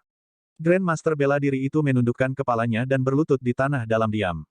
Meskipun masalah ini memang memalukan, dia tidak akan lari jika dia tidak melihat busur pembunuh jiwa dan panah cahaya esensi di tangan Xiao Chen. Hua Yunfei berpikir lama sebelum berkata dengan nada serius, 5 master bela diri akan tinggal di sini. Jika kamu tidak bisa menghadapi anak nakal itu maka kamu bisa melupakan kembali ke klan Hua. Kali ini, dia membawa 6 martial science dan 6 martial grand masters bersamanya. Martial science membuat sebagian besar kekuatan tempurnya. Kekuatan seperti itu bisa dianggap yang terlemah di antara klan bangsawan. Untuk memastikan tidak ada yang terjadi di sisa kuno, Hua Yunfei tidak berani meninggalkan martial science. Meninggalkan 5 Grandmaster bela diri sudah merupakan hal yang paling bisa dia lakukan. Menggunakan 5 Grandmaster bela diri puncak untuk berurusan dengan satu Xiao Chen, seorang master bela diri kelas superior, dapat dikatakan bahwa Hua Yunfei sangat memikirkan Xiao Chen. Di bawah pimpinan si gemuk, mereka bertiga menuju ke arah pintu masuk sisa kuno. Sepanjang jalan, Xiao Chen sedang mengukir tanduk singa emas yang diberikan lemak padanya. Su Xiao Xiao dan Jin Dabao sangat penasaran dengan tindakan Xiao Chen. Jin Dabao hampir tidak bisa menahan diri untuk tidak bertanya. Menggunakan tanduk emas ini untuk mengukir hanyalah sia-sia. Xiao Chen tersenyum dan tidak menjelaskan. Ada terlalu banyak bahaya yang tidak diketahui di sisa kuno. Pertempuran dengan Chu Chaoyun sebelumnya menyebabkan Xiao Chen merasa stres. Dia membutuhkan sesuatu untuk digunakan sebagai kartu trufnya. Sayangnya, Xiao Chen telah secara paksa menggunakan teknik bela diri peringkat surga, kembalinya naga Azure 2 kali. Jika dia melakukannya sekali lagi, dia pasti akan meledak dan mati. Kalau tidak, dia bisa menggunakannya sebagai kartu truf yang kuat. Satu-satunya hal yang bisa dia andalkan sekarang adalah mantra penganugerahan kehidupan. Xiao Chen benar-benar fokus membuat patung itu. Dia dengan hati-hati memikirkan kembali setiap gerakan Raja Singa Emas. Kami telah tiba, lemak berhenti dan melihat lubang setinggi 10 meter di sisi gunung. Di bawah lubang, ada banyak puing-puing. Tidak ada yang bisa melihat di dalam lubang gelap. Udara dingin bertiup keluar dari lubang, menyebabkan semua orang merasakan rambut mereka berdiri. Ini adalah dingin yang menembus ke hati. Xiao Chen memperluas sense spiritualnya ke dalam lubang tetapi dia menemukan penghalang tak berbentuk menghalangi sense spiritualnya. Ini adalah situasi yang sama dengan apa yang ditemui Xiao Chen di hutan suram. Bab 116, Gambar Pemahaman Sage Dao. Namun, kali ini penghalang yang dihadapi Xiao Chen bahkan lebih kuat daripada yang ada di hutan suram. Bahkan setelah dia membentuk sense spiritualnya menjadi tombak emas, dia tidak mampu menembusnya. Si gemuk berkata dengan agak ketakutan, mengapa saya merasa bahwa gua ini mengarah ke sebuah makam? Ini sangat aneh. Xiao Chen tersenyum acuh tak acuh, siapa yang tahu? Mungkin itu benar-benar mengarah ke makam. Tanah di mana orang-orang kuno meninggal, bukankah itu sangat mirip dengan makam? Sebenarnya, tidak ada perbedaan sama sekali. Petik 2. Su Xiao Xiao tiba-tiba berbicara, ada orang yang menatap kita. Mereka ahli. Xiao Chen sedikit mengernyit dan memeriksa menggunakan sense spiritualnya, mengirimkannya ke segala arah. Setelah beberapa saat, dia berkata, ini adalah orang-orang klan Hua. Ada total 5 Grandmaster bela diri puncak. Petik 2. Saat dia mengatakan itu, 5 master bela diri melompat keluar dari belakang. Mereka membentuk setengah lingkaran dan mengelilingi mereka. Ketika pemimpin melihat Xiao Chen bersama dengan Jin Dabao, dia terkejut. Kalian berdua, tolong mundur selangkah. Klan Hua kami. Penghindaran petir. Xiao Chen berteriak ringan dan muncul di samping Grandmaster bela diri yang berbicara. Busur listrik melompat pada Lunar Shadow Saber. Dia mengeksekusi Drawing the Sabre, menyebabkan kata-kata pria itu terputus. Si gendut mengutuk, saya menyadari jika kita bergaul dengan orang ini, cepat atau lambat, kita akan menyinggung semua klan bangsawan. Petik 2. Ayo bunuh saja mereka. Su Xiao berkata dengan acuh tak acuh. Tangannya yang ramping seperti batu giok dengan ringan memetik senar sitar. Orang yang berbicara tidak berharap Xiao Chen begitu tegas. Dia bahkan tidak memberinya kesempatan untuk menyelesaikan kata-katanya dan langsung menyerang. Puci. Dia mundur ke belakang tetapi Xiao Chen masih berhasil melukai dadanya. Listrik yang melonjak pada Lunar Shadow Saber langsung menembus tubuhnya, menyebabkan gerakannya melambat. Potongan busur. Pedang itu menciptakan cahaya busur. Semuanya 3 meter di depan Xiao Chen tertangkap dalam cahaya busur. Saat Grandmaster bela diri itu tersengat listrik, kecepatannya menjadi sangat lambat. Dia tidak bisa bereaksi dan dibelah dua oleh Arclight. Karena kecerobohannya, seorang puncak martial Grandmaster dibunuh oleh Xiao Chen dalam 2 gerakan. Ini adalah kekuatan dari teknik saber guntur bergegas. Selama dia berhasil melakukan langkah pertama, bahkan seseorang dari alam kultivasi yang lebih tinggi dapat dibunuh. Serangan tubuh cenderung. Xiao Chen berbalik dan memiringkan tubuhnya sebelum menyerbu ke depan. Kultivator yang bergegas ke arahnya dipukul oleh bahu kanan Xiao Chen segera. Orang itu awalnya berusaha untuk mengapit Xiao Chen, menyerangnya dari depan dan belakang. Namun, dia tidak mengharapkan Xiao Chen untuk membunuh Grandmaster bela diri puncak dalam 2 gerakan sebelum berbalik untuk menyerangnya. Dia tertangkap basah dan dipukul mundur oleh Xiao Chen, dia mundur 2 langkah dan melakukan yang terbaik untuk mengatasi kekuatan mengerikan itu. Dia merasakan ketakutan di hatinya, sungguh tubuh fisik yang mengerikan. Xiao Chen mengambil 2 langkah ke depan dan mengirim tinju kanannya ke atas. Angin bersiul dan guntur menderu, sebelum pria itu bisa berdiri dengan stabil dan menenangkan darah dan ki yang melonjak di tubuhnya, dia terpaksa bertahan. Terdengar suara berderak. Setelah ditempa oleh petir surgawi dan 7 kelopak bunga 7 daun, Xiao Chen mampu menghancurkan tangannya menjadi bubur. Ah! Pria itu berteriak kesakitan. Ketika dia melihat tangannya yang lumpuh, wajahnya dipenuhi dengan keterkejutan. Pedang itu menyala, dan pada saat dia terganggu, Xiao Chen menggunakan menggambar pedang untuk membaginya menjadi 2 bagian. Xiao Chen tidak mengungkapkan ekspresi apapun di wajahnya. Dia mengeluarkan Soul Slayer Bow dan memasangkan Essence Light Arrow ke atasnya. Dia mengumpulkan kekuatan besar di tangan kanannya dan menarik busur itu kembali sampai menyerupai bulan purnama. Dia membidik Grandmaster bela diri yang saat ini bertarung dengan Jin Dabao. Grandmaster bela diri itu merasakan niat membunuh dan dengan cepat menghindari Jin Dabao, melompat ke samping. Xiao Chen menutup matanya dan mengunci hatinya menggunakan sense spiritualnya. Puci. The Essence Light Arrow dilepaskan dan menjadi seberkas cahaya. Itu menembus target yang diinginkannya. Grandmaster bela diri itu memuntahkan seteguk darah dan jatuh ke tanah. Sua-sua. Tangan Xiao Chen bergerak terus-menerus dan menembakkan 2 lagi Essence Light Arrows. 2 Grandmaster bela diri yang tersisa ditusuk oleh panah dan mati tanpa cara apapun untuk melawan. Si gemuk menghela nafas, busur pembunuh jiwa ini sangat kuat. Siapapun yang ditembaknya akan mati. Orang ini juga sangat kuat. Rumor mengatakan menggambar busur pembunuh jiwa akan membutuhkan kekuatan 500 kg. Untuk berpikir dia benar-benar bisa menembakkan 3 anak panah terus-menerus. Petik 2. Su Xiao membawa sitarnya sekali lagi dan ekspresi terkejut melintas di matanya yang indah, potensi busur pembunuh jiwa tidak berhenti di situ. Selama tubuh fisik pengguna cukup kuat, bukan tidak mungkin untuk melampaui 5.000 kg kekuatan. Saat itu, mantan Manor Lord of Heavenly Craft Manor menginvestasikan semua usahanya untuk membuat busur pembunuh jiwa. Namun, dia menemukan tidak ada yang bisa menariknya kembali karena esens tidak bisa digunakan dan hanya kekuatan fisik yang bisa diandalkan. Itu ditinggalkan di gudang Manor. Ketika mantan Manor Lord meninggal, Manor Lord yang baru segera menjualnya. Aku ingin tahu ekspresi seperti apa yang akan mereka miliki jika mereka melihat situasi hari ini. Si gendut bertanya karena penasaran, Tuan Manor tua itu, mengapa dia menempa busur roh yang tidak dapat ditarik kembali oleh siapapun? Apakah dia tidak ada hubungannya setelah makan? Petik 2. Catatan TL, tidak ada yang bisa dilakukan setelah makan adalah pepatah Cina untuk terlalu banyak waktu luang. Su Xiao menghela nafas tidak jelas. Dia berkata dengan melankolis, itu agar dia bisa mengembalikan hutang budi, jadi dia menginvestasikan semua energinya ke dalamnya. Xiao Chen menyingkirkan busur dan mengambil Essence Light Arrows di tanah. Kekuatan Soul Slayer Bow yang dikombinasikan dengan Essence Light Arrows jauh melebihi imajinasinya. Lebih jauh lagi, dia merasa potensi penuh Soul Slayer Bow belum terwujud. Setelah dia mengambil Essence Light Arrows, dia mulai mengumpulkan rampasan perangnya, menepuk-nepuk tubuh martial Grandmasters ini. Ketika si gemuk melihat ini, dia dengan cepat mulai bersaing dengan Xiao Chen. Orang-orang ini benar-benar kaya. Hanya mencari dua di antaranya menghasilkan 3.000 tael emas dan beberapa botol pil berkualitas. Lemak itu tersenyum senang sambil memegang uang kertas emas. Xiao Chen tidak bisa diganggu dengannya. Dia menembakkan beberapa aliran Purple Thunder True Fire ke mayat-mayat itu, membakarnya menjadi abu. Dia melihat lubang hitam pekat di depan mereka dan berjalan masuk tanpa ragu-ragu. Jin Dabao dan Su Xiao-Xiao dengan cepat mengikutinya. Semakin dekat mereka ke lubang, semakin padat udara dingin yang menembus. Itu menyebabkan orang merasa takut saat mereka menggigil kedinginan. Setelah mereka bertiga mengedarkan esens, mereka merasa sedikit lebih baik. Di dalam lubang gelap itu ada jalan beraspal panjang. Itu sangat sunyi saat mereka melintasi jalan setapak. Mereka bertiga tidak mengatakan apa-apa, bahkan si gemuk yang banyak bicara pun menutup mulutnya. Mereka bertiga berjalan untuk jangka waktu yang tidak diketahui sebelum titik cahaya muncul di hadapan mereka. Xiao Chen merasakan kegembiraan di hatinya dan dia meningkatkan kecepatannya. Setelah beberapa saat, sebuah istana bawah tanah yang luas muncul di depan semua orang. Catatan TL, istana bawah tanah biasanya merupakan bagian dari makam kekaisaran. Cepat, lari, orang mati di peti mati keluar. Banyak pembudidaya klan Duanmu sudah mati.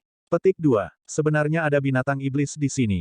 Apakah ini benar-benar sisa kuno? Ini sangat mengerikan. Sebelumnya, ada seseorang yang terinfeksi oleh demonic Qi, dia menjadi iblis dalam sekejap.